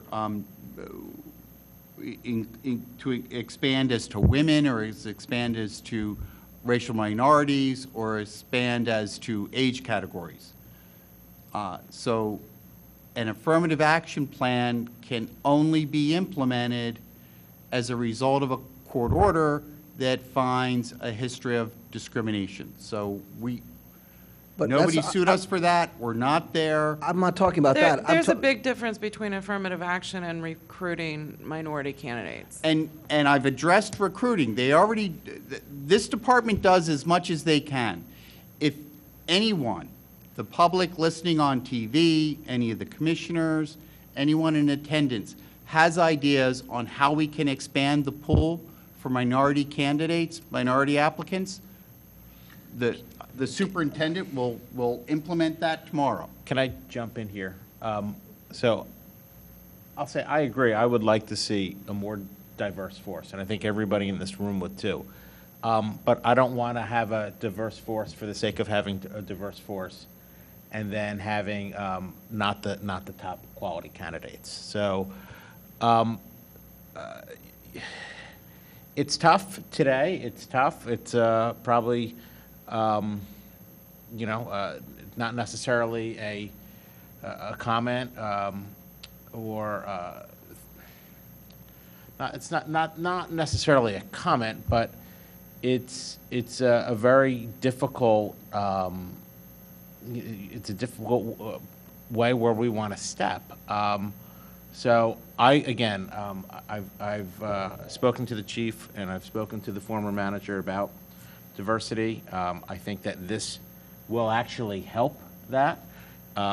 Bigger pools from more surrounding areas. If we go east, we could go into Philadelphia and beyond, and if maybe even in other states as well. Can we do other states or not?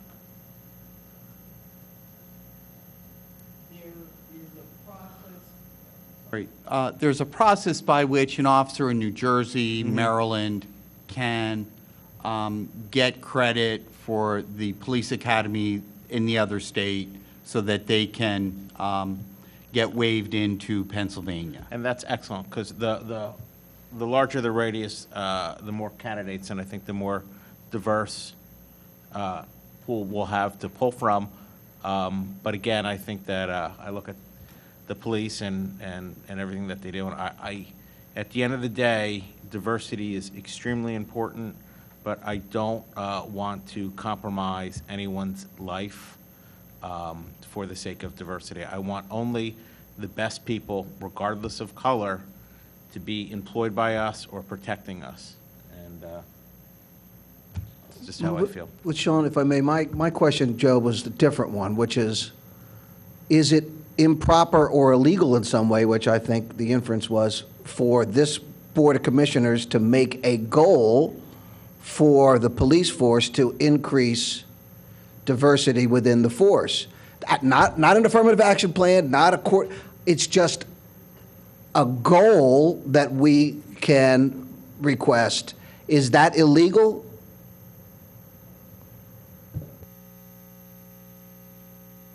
Your silence is very telling. The issue is, how do you define a goal? And I hate to play lawyer, but that's what it comes down to. That a goal is a desire. Why not quota systems? No, it's a goal. It's a goal. It's got no. It's just a goal. It's a stated goal, not a penalty, not a requirement. A goal. And how you articulate that, the articulation of that goal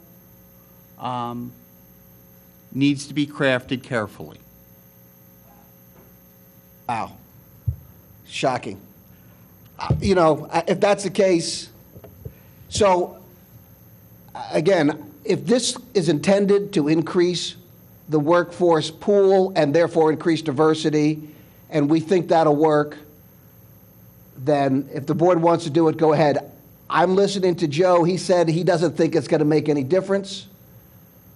So I'm reticent to make the change. However, that's my position on it, and let's go ahead and vote. I'm ready to go. I don't think it'll hurt for adding diversity. There's a couple different comments that are not, that are on different topics. What has been repeated multiple times by several of the commissioners is we want the best department possible. We want the best candidates. We want to bring in the best and the brightest. One of the ways to do that is to expand the applicant pool. That is the focus and the intent behind this modification in your civil service rules. Other topics, very worthy topics, such as diversifying the police department. That is not what this is intended to do, and that is a conversation for another day, but it is not the focus or the intent of this amendment to your current civil service rules. The intent... I guess I just question why you are hesitant to say that it is part of the intent. If we are looking for the finest candidates and we can get to them earlier in their education before they graduate and get snapped up by another department, is that not seeking out a most diverse and top force that we can possibly have? So I think it's both, and it should be both, and it should be stated that it is both.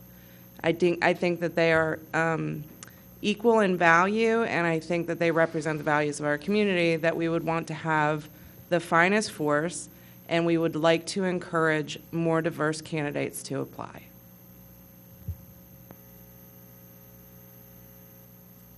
Hey, Joe, just want to peel the onion back a little.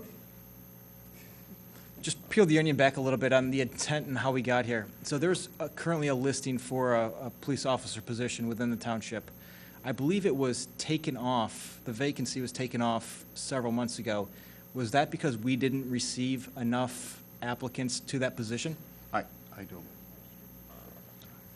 We had changed the date because we wanted to increase the chances of catching the next 2 academy classes from the local community colleges. One of our best pools of people in the area, the best candidates come from our local community colleges. Corporal Gallagher, retired, is here. They're going to end in August, I believe the classes are, and that's why we want to have this definition change. Statistically, there has been a decrease across the United States of people, no matter who they are, whether it's a big department or a small department. We've seen decreases across the United States and applicants over the last couple of years due to various different reasons. We could spend hours talking about it. So we're just trying to statistically get as many people and the best people in the door to evaluate at Radnor Township. They'll go through our rigorous process of evaluation, testing, and final interviews and background and all that. I won't get into everything, so that we have the best candidates on the street. I hope that answered the question. Yeah, and so, and Joe, I appreciate you acknowledging that we did have that conversation, a very lengthy conversation, and we kind of discussed all the issues that were being discussed up here tonight. And I do want to say that you put me at ease knowing how much goes into the selection process, and that we are looking currently at a diverse force. It's not always that the candidates are there, and it's not going to jeopardize the quality of officers that we bring into the township.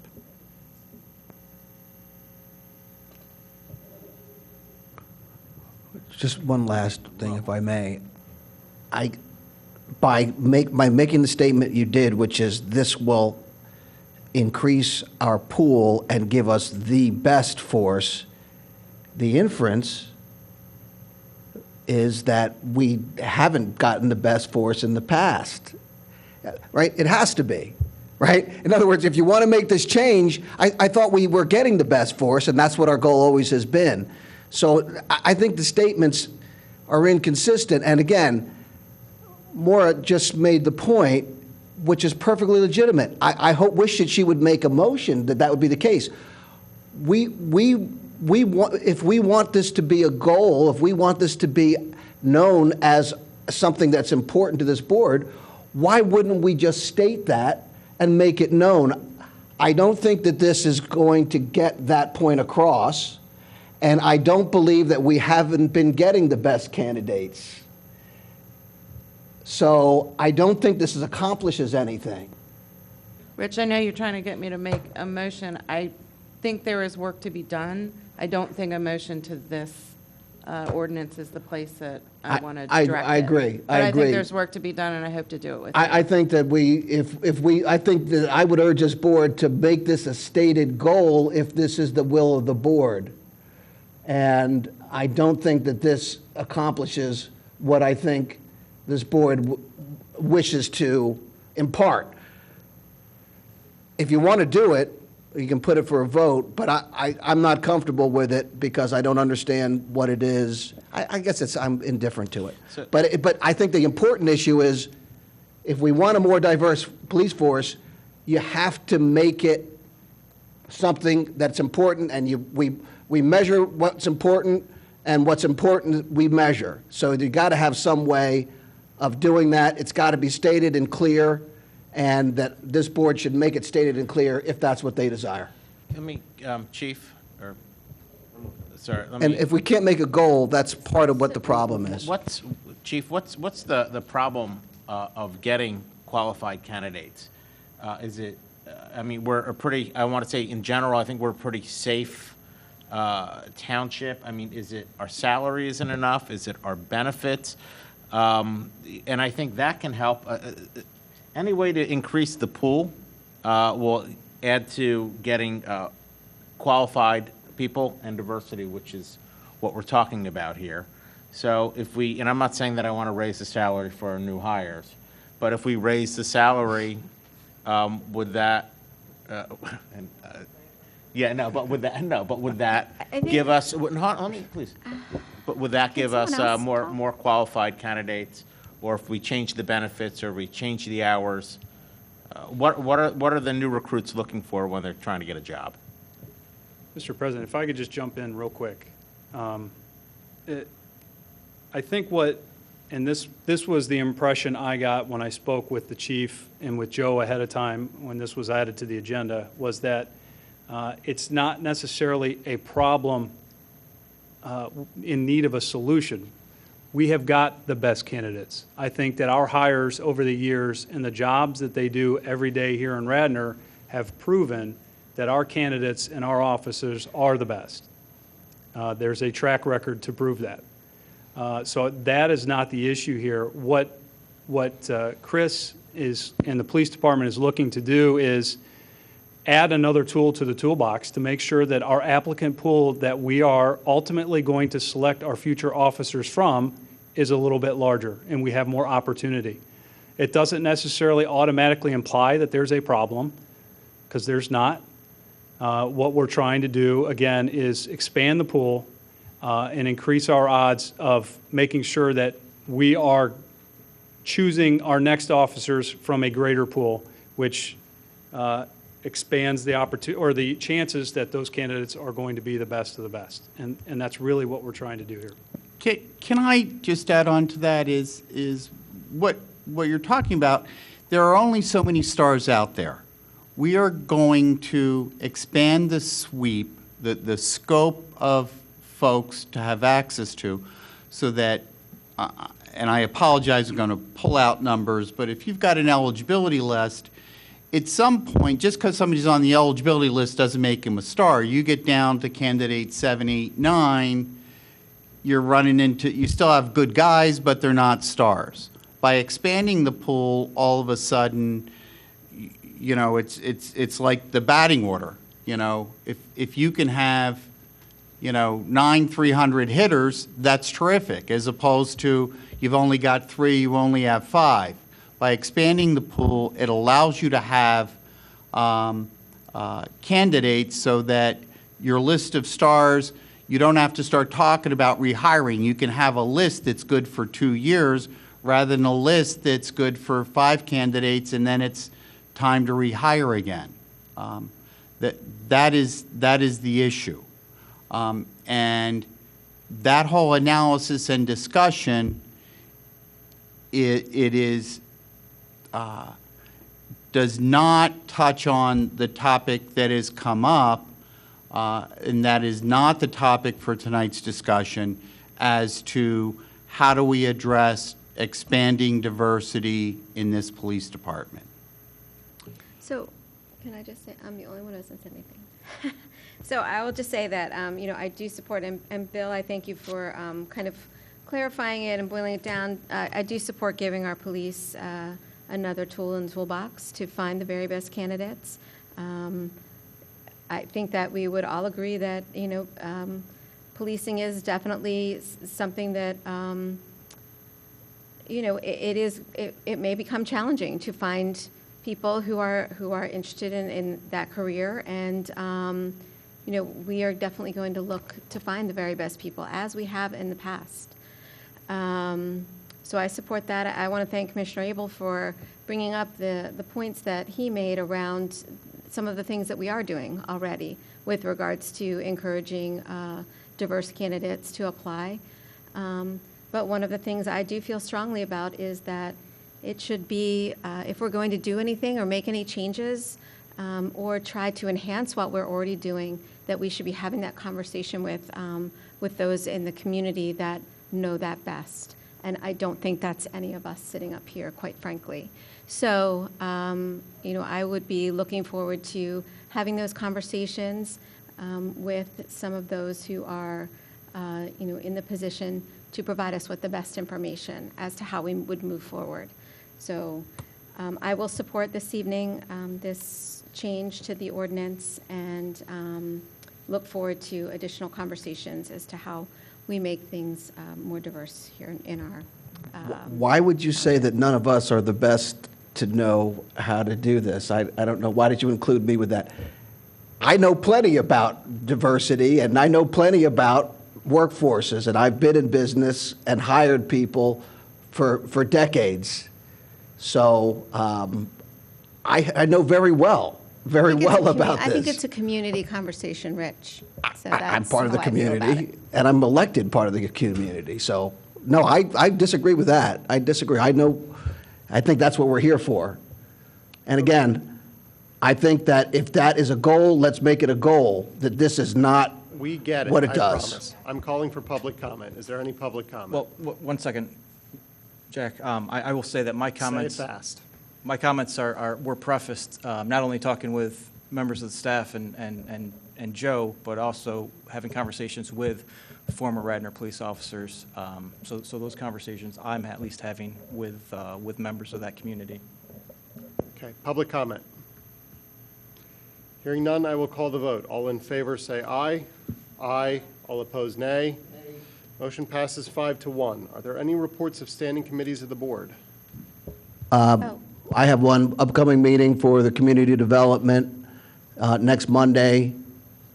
One change, Sean had asked that we delete the review of the Garrett Hill proposed zoning change.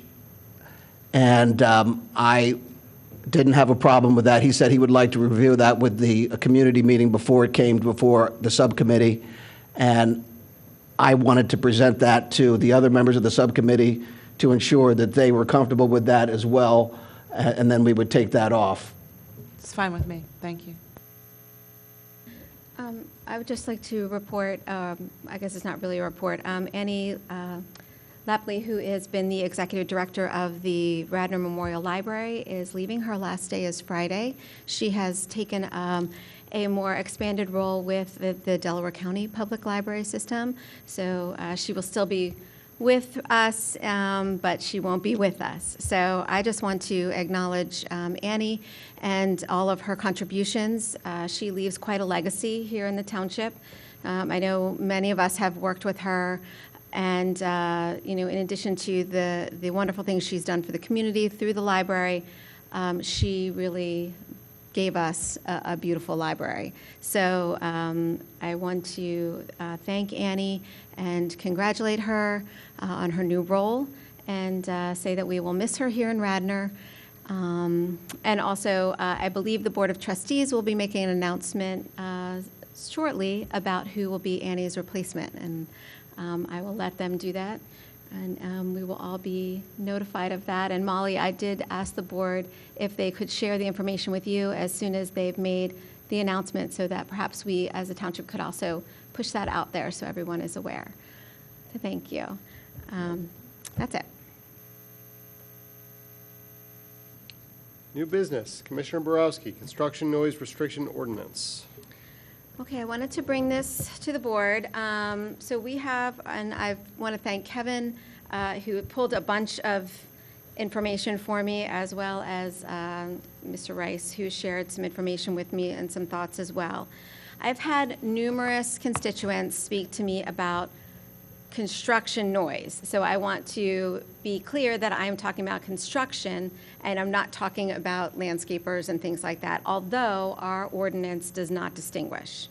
So we have many, I think in many areas of the township, but in my ward, a lot of places where tear downs are happening, new homes are being built in small neighborhoods, well-established neighborhoods. We have some areas where we're anticipating some developments that are going to be happening in the middle of well-established neighborhoods. I think we're looking at some other areas in different wards of the township where something similar is going to be happening eventually. We just saw 3 homes that are coming forward tonight, perhaps, that fit that bill. So people have asked me and said that the timing for the construction noise is very late. So it is Monday through Saturday. You cannot have any construction noise from 9 p.m. to 7 a.m., which means there can be construction noise from 7 a.m. to 9 p.m. every day except Sunday, when it's prohibited. And holidays, yes, thank you. So I am here to take a temperature of the board and to see if this is something we would like our solicitor to work on. I know that our noise ordinance needs work, and I know that that has been discussed multiple times by multiple boards. But I would like to, at the very least, put forth an amendment to the current noise ordinance to move back the 9 p.m. end time to 6 or 7 during the week and on Saturdays. I don't want to change. I think the start time is 7. I think that is, I don't necessarily want to change that, but I do think that it would be advantageous to our residents if we could move the time back. So, yeah. Although it would be written differently in the ordinance. It would be the times when you can't have construction. So I would propose, and the other thing that John shared, he said, do we want to clarify holidays? So Rich, you say holidays. Right now, holidays aren't clarified. He said we may want to clarify that is township holidays, because there could be many different holidays. So, so clarifying that by saying township holidays. And I just wanted to take a temperature of the board and see if people were willing to do something that would help improve the quality of life of the township residents by pushing the time back. As long as the holidays included Festivus. If that is a township holiday, Rich, you got it. Can I ask a question? Actually, I've gotten several calls on this recently, Lisa, as well, and it hasn't been really the construction issue, it has been the landscapers. And I would disagree again. My information from the police is that we do not enforce the construction ordinance on landscapers, although it does appear that that doesn't appear to distinguish. But landscapers are permitted and not covered under that construction ordinance. Well, do we want to break that out then, maybe too? Maybe that's another That's the piece we complaints like that to I've do. gotten, is that, especially on Sundays, and also it's not just hired landscapers, but also individual neighbors, leaf blowers and lawn mowers going past 9 o'clock and starting earlier than 7 o'clock. Those might be an area. So I would ask our solicitor, can we impose an ordinance, or is it advisable to have an ordinance that would have one neighbor, that would have neighbor versus neighbor, so a neighbor couldn't mow the lawn or use a leaf blower himself for his personal residence after 7 p.m. on Sunday? Is that illegal, or is that something that's done in the past, or is that not done? I think it would be, I don't think you could distinguish between the for-profit landscaper and the not-for-profit the personal landscaper, the person doing their own lawn. I think as a matter of course, it would be difficult to distinguish. Also, the person who's doing the personal landscaping is likely going to be doing that landscaping for a significantly longer period of time than your professional landscaper. They're going to be on and off. So, I mean, I guess the question is, what are you trying to capture there? I mean, you can write the ordinance however you want. It might just be tough. So what John actually suggested, so because landscapers aren't distinguished, maybe if we wanted to actually implement some hours of operation for landscaping on a Sunday, so then it is, kind of, so say 10 to 5 or 9 to 5 or something like that, then it is, and then you don't have to worry about, the poor guy that had to work all week and now he's out there on a Sunday mowing his lawn because that's the only day he has to mow his lawn. Exactly. Or So why not duplicate the construction one, just duplicate it for landscapers? I guess my question is why landscaping and construction as opposed to noises of a certain volume? I mean, recently we have fireworks going off every night into the night throughout the township. So is there a noise ordinance that covers things that are like that? So I guess I question why a leaf blower and a lawn mower versus somebody who's, doing some woodworking. So- It's not landscaping or construction, but it's got a loud machine noise. So can we look at the whole noise ordinance I'm rather just- than a type of? So our noise ordinance, I mean, sure, we can look at, I think we have, and I don't know, Chris or Kevin, or, I think we've tried to rewrite. John said he's written multiple noise ordinances for us that have never gone anywhere. So I just thought if we took this one small piece and tried to get this done, then, we could make this amendment to the noise ordinance and then move forward. But the idea of a full-blown noise ordinance maybe seems like a little bit of a heavy lift. And what I'm trying to do is provide relief to the residents that have come forward. Rich, I hear you on the landscapers. I know I've gotten some complaints about fireworks too. It seems like there are a lot of people out there with fireworks. Fireworks technically are prohibited by our noise ordinance. But again, it does become an enforcement issue. So this is really, I just thought, let's take the one thing. I think construction noise is a little more enforceable. If somebody is out there at 10 o'clock at night or 9 o'clock at night. So I have another issue in my ward. There has been, I know across the township, but we have had some significant road work at night. Obviously, it's a state road, it's Pico, but we have massive cement drilling sounds on County Line that, and it's been a long project and they're doing night work. And some has been negotiated and known ahead of time. The other night, there was a light pole dropped down and the saw sound that had to cut through the metal light pole to get it out of the way for safety reasons. You know, does the NORS, how do we manage those types of industrial jobs if we have an ordinance in place that addresses those sorts of things? I just raise it as an issue.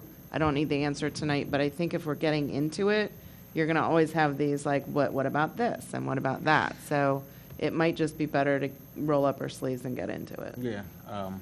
So Lisa, I mean, I agree with you. I think you should probably roll the time back to 7, maybe 6. But again, I'll piggyback on what Maura said. I mean, noise pollution is noise pollution. I'll say this, light pollution is light pollution. And we can have planning take a look at it and they'll come up with something and it may work, it may not. I think maybe the commissioners need to sit down and say, what's the big problem in your ward? I live in a very condensed ward. Dog barking is big, trucks beeping, backing up, and garbage trucks coming at, private garbage trucks coming at, 5 a.m. in the morning and beeping. So I just don't want to see you narrow your sights on one area like construction or leaf blowing, and then it's inconsistent with something else that I have a problem with or Maura may have a problem with. So if we do delve into it, we should delve into it. We should all say what our biggest concerns are in our wards. But I think that it is something that we should tackle. And I think that it's great that you brought this up. I just don't want to see you or us, what is it, looking, not seeing the forest through the trees or whatever that. You can't see the forest. Something like If you look at the noise ordinance, actually, it does have several categories, and it does cover music, and there's 5 different categories. So Lisa's narrow issue is 9 o'clock is too late. Should we move that back? And that's a good idea, except for if you have your house or you have something that you need the contractors working overtime to get done. You want that 9 o'clock, or even yourself. I redid the tiles in the kitchen last year. I was out there with the tile machine after 9 o'clock. Nobody complained. Well, but it could. It's 9 o'clock is not. I think that. I think the lawnmowers and the leaf blowers that go year round. The leaf blowers now are year round. That's the bigger issue that I have. Some of this, I think, is also, neighbors will be tolerant of neighbors out at 9 o'clock sawing tile. Neighbors are a little less, it's a little more difficult when you have a house next door that's being completely built, torn down and built from scratch for however many months. You know what I mean? Like, I think that, and is someone going to call the police on you? Probably not. I mean, if your neighbors are nice, they're going to say, oh, it's, just, a one-time thing or whatever. But I think, my real intent is this. I know that, I've got, so that 200 South Ithan property, we believe is, in the process of a plan is being put together for that. There's going to be homes built there. I know we've got some plans for homes over in, over like in North Wayne area. What is that? Is that Hamilton? No, that's not Hamilton. That's something else. Yeah, on Eastern, over at Eastern College. So, like, we're looking at some housing developments that are coming forward, or the 3 homes on Radnor Chester Road. I mean, those are surrounded by homes. So, is it to be proactive, just say, push that back? And I don't disagree with, the commissioners that have raised other concerns. We do have a lot of those things in noise ordinance, and that's my bad. I probably should have sent the noise ordinance out to everybody too, so everyone could see what we do have. I will tell you the noise ordinance doesn't address peacocks and other animals, because I've had that issue in my ward as well. So, I just thought that, again, instead of it becoming like a long drawn-out thing, and then we send it to planning, and then it becomes, something kind of like the light ordinance that we were never able, like, I don't even know where that went or what happened with that. It died on the vine, Lisa. Excuse Just me? shriveled up and died. I know, so I don't want this to shrivel up and die. So it just seems like a very small change, and, I'm not saying we do it now, I'm making a motion. I'm suggesting, like, could we just have our solicitor, have John come back to us, propose something, and then we just consider it? Well, I would be for considering it, yes. Let me just add my reluctance to support moving these times. One, Rich, I'm shocked that you're talking about adding more government onto people, which you talk against. It's already there, it's just every changing a opportunity. number. It's already there. It's more government, and I see the hypocrisy now. Two, I actually I understand that it's an inconvenience for some people for a landscaper to be out there at 7 a.m., but I want them in and out of our neighborhoods as soon as possible, because at 7 a.m., we don't have kids on the street. Their trucks are blocking the roads, so I would prefer that they're in and out as soon as possible. And on a construction, if we're kicking them off-site at 6 p.m., they may not be finishing the roof that day. So now we're having them in the neighborhoods a second day, when if we just gave them those extra couple hours, a normal roof is usually a one-day project. They're in and out, and then we have our streets back, and it's a safer environment. But to have all those vehicles parked in the neighborhoods where kids are trying to navigate around with bikes, I think it's safer for them just to get in and out and not come back a second day. I wasn't considering changing the start time. I think 7 is fine. I wasn't considering that. No, but you're changing the end time on construction, so Yeah, it would shorten the suggesting workdays. pushing it back 2 hours to 7. So those would be shortened workdays. If someone's building a house next to you and they have a jackhammer and your house is shaking, it's a quality of life issue. I would as- think as that, and Lisa kids who need to go to bed and this is actually originally brought to my attention by a family who have a newborn, who have a house that's been being constructed next door to them since the child was born, and now the child is a year old. So this was originally brought to my attention by them, and then I've had some others that have come forward as well, so. But I think this is, at least I think we should be looking strictly at like a decibel level too. You have to be able to measure it, and that's the most important thing, is measuring it through a decibel level. And that's, so you can say noise, but what's loud to me is not loud to Rich or vice versa. So at the end of the day, you need a metric on it. Okay, so there's no metric now on it? I don't think there's a But- decibel. I'll talk to, is Kevin, is there a decibel level? So There's not. could we just, is there consensus that we at least have maybe John come forward with something that we could actually debate, or, because we could sit here and, Yeah. I'm hearing a majority requesting the solicitor Yeah. come back to us with a draft, and we'll talk about the specifics probably next time.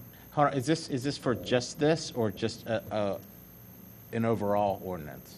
At the moment, we're Just just talking construction. about construction. Just construction from 9 to, she's saying 7. Maybe we split it down the middle and say 8, specifying holidays, what holidays are holidays or township holidays. including Festivus. And maybe. And talk like a pirate. Yeah. Arr. You can have that too, whatever you want. We just have to make it a township holiday.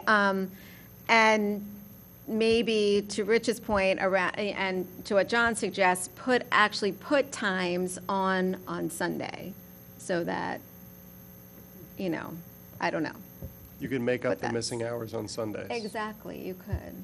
Well, the But point not would till be to 10 have o'clock. less on Sunday. I think that's what I've It's been none hearing. on Sunday right now, I thought. No, you can have No, on Sunday you landscaping on can't. Sunday. Yeah. You can't have any construction. No You can have construction on construction Sunday.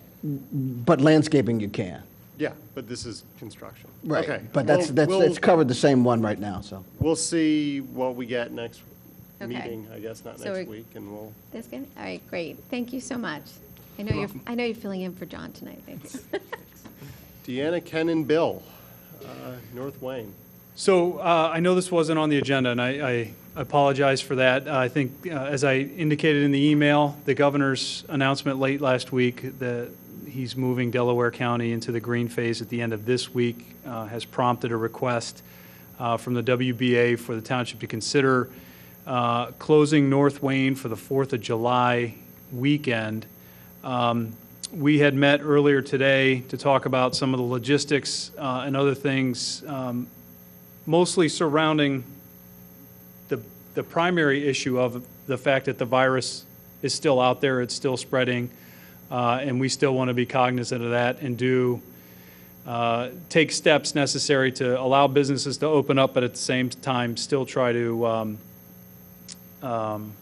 keep things under some level of control. So what we had talked about is closing off sections of the parking on North Wayne, keeping the road itself opened, and creating, for lack of a better term, 4 different quadrants of expanded sidewalk and parking for the restaurants to use for tables, for retailers to use for racks and whatever else they want to sell, and create a sidewalk sale / expanded outdoor dining for the weekend of 4th of July. So for logistical purposes, we're probably talking Saturday morning setting up and Sunday night tearing down.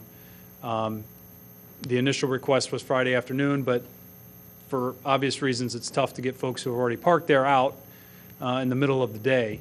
So it's logistically easier to set all this up at the beginning of the day. So before we moved in any direction, the township will have to go and rent some barricades, and there will be some police time and some public works time, probably to the tune, probably less than the $7,500 threshold, but still, we've had this discussion several other times. We bring them to the board.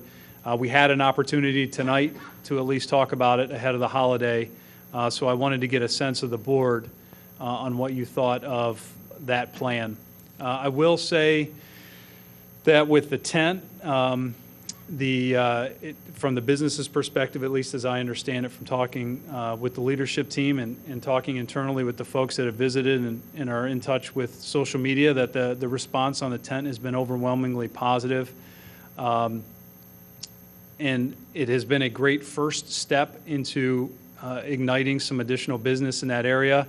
This, if you're thinking in terms of progression and steps, would be the next step to open things up a little bit more. Ultimately, someday closing North Wayne and having a large festival type of event is definitely on the radar, but it just may be a little bit too soon in early July given where we're at.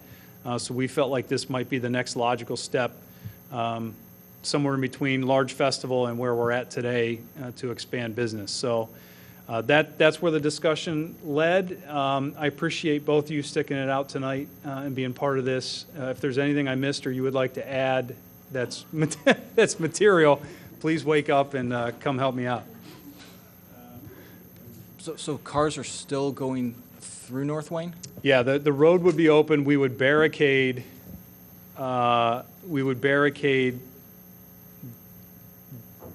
them off from the pedestrian, which,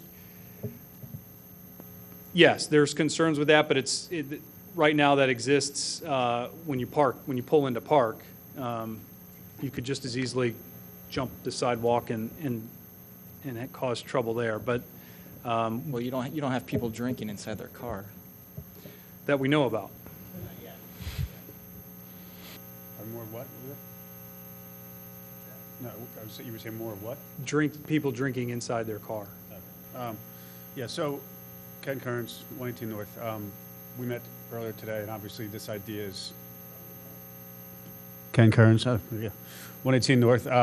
Obviously this idea is kind of happening in real time, so we're trying to come up with ideas and things that we can, like we said, expand what we're doing there now. It's been successful. It's been really helpful for the business, for my personal business, but all of the other businesses there in the takeout, having that location and having the visible sanitation company there has been really well received. People are, It's been wildly popular. Obviously, there's things we're learning as we go about people in cars and how we manage that in the street and safety and all those other things. So this seemed like a nice, logical step, one step further, as opposed to closing the street off and then going, what happens when 4,000 people show up? So, because that's probably what would happen. So, and you know, again, I'm of the opinion that you treat that like a beach, but I'm sure there's people that don't have that opinion, which is fine. So this kind of pod thing to spread things out a little bit and have groups of 100 or whatever they might be, 50 in each one of these things, seemed like a logical next step. And, you know, again, I think we're trying to try things and see how they go. And if we have problems, we pull back and we figure out, we talked about all those logistical things today. But we're trying to innovate here a little bit, and as we get closer and closer to do all we can to help everybody that's, you know, generate some revenue, which the revenue piece of it's been wildly successful for me compared to what we were before, which was basically at zero. Huge help, again, for all the restaurants I see taking out Paula's and Goat Spirit and Christopher's, and everybody's participating. So that part of the experiment worked really well. There's been no issues in terms of crowd control and size of people, you know, the events, or what you want to call them. So it's all been the honor system that we kind of hoped would happen, happened. And people have been respectful about keeping their distance and groups staying in their lanes, and we've had signage added and announcements added. So I think we can do this, you know, and obviously this is in response to residents wanting something like this. So I think we have a, you know, this is a good trial run that we did here with the tent. A lot of successes out of it, a lot of things we learned, a lot of tweaks we've made.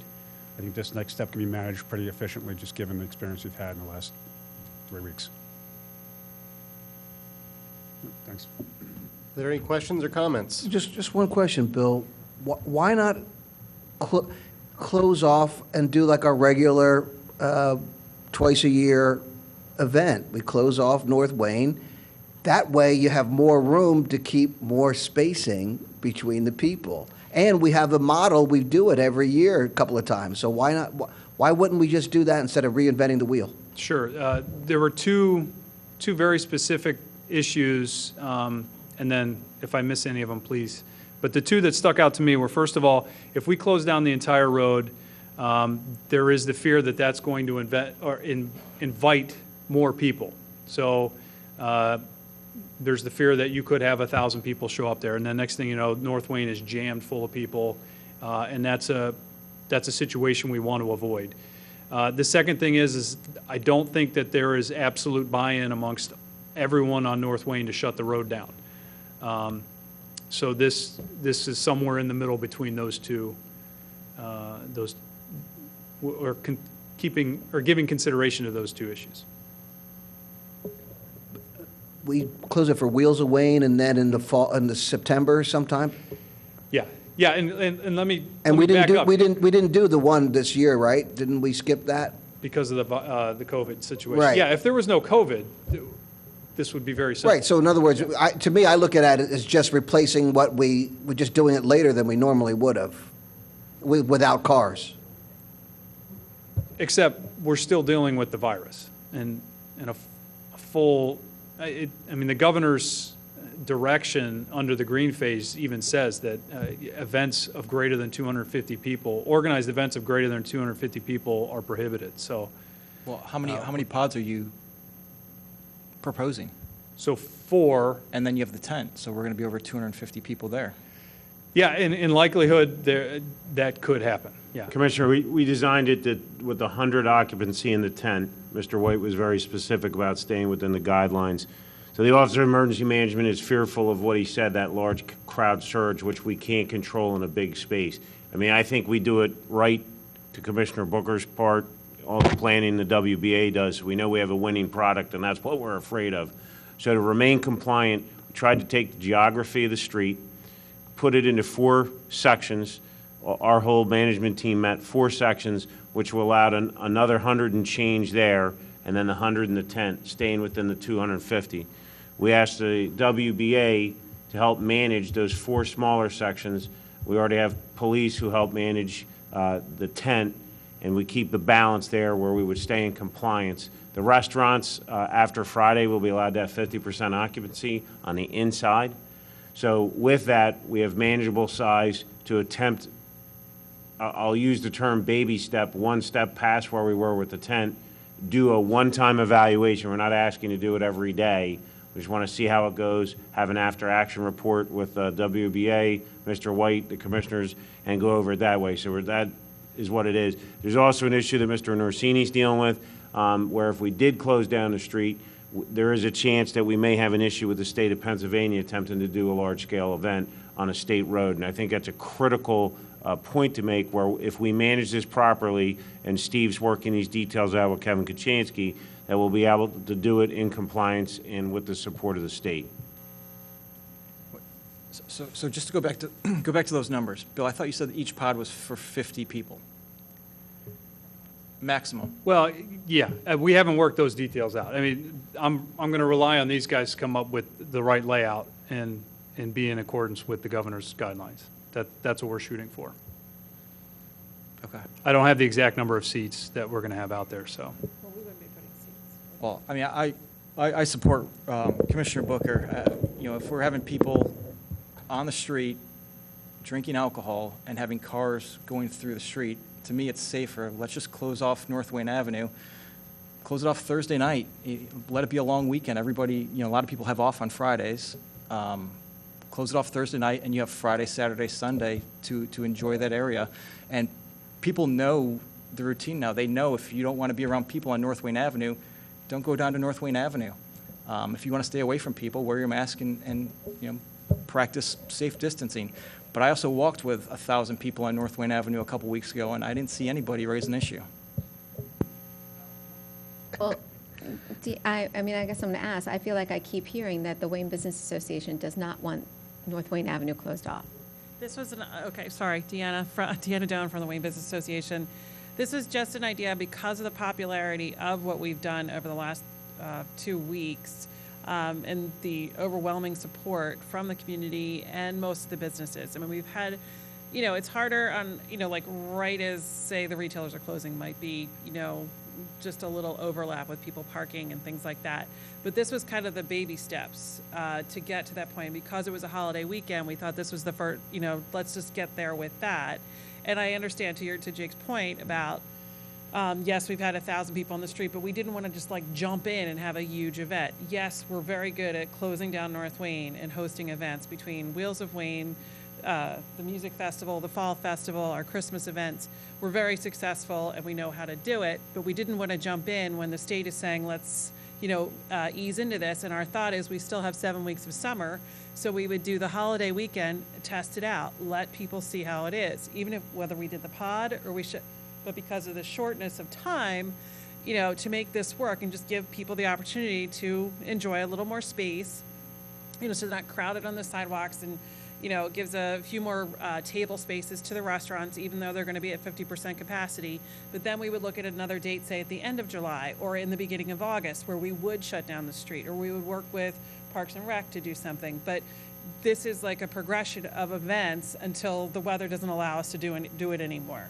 You know, till we're to a point where the emergency order is lifted from the state. But this is just the beginning, because as you know, Superintendent Flanagan has said, we have to plan for these things. So this is just the first step. This is not like, oh, okay, let's just have this big event, and this is the only one. And we've always said that if we were to shut down the street, it would be event-based or like a date-based. And we had started with, let's shut down the street on Friday and let all the merchants have a sidewalk sale. But then you said, well, that would be hard because people are going to be parking. How are we going to close off the street at noon and get people out of it?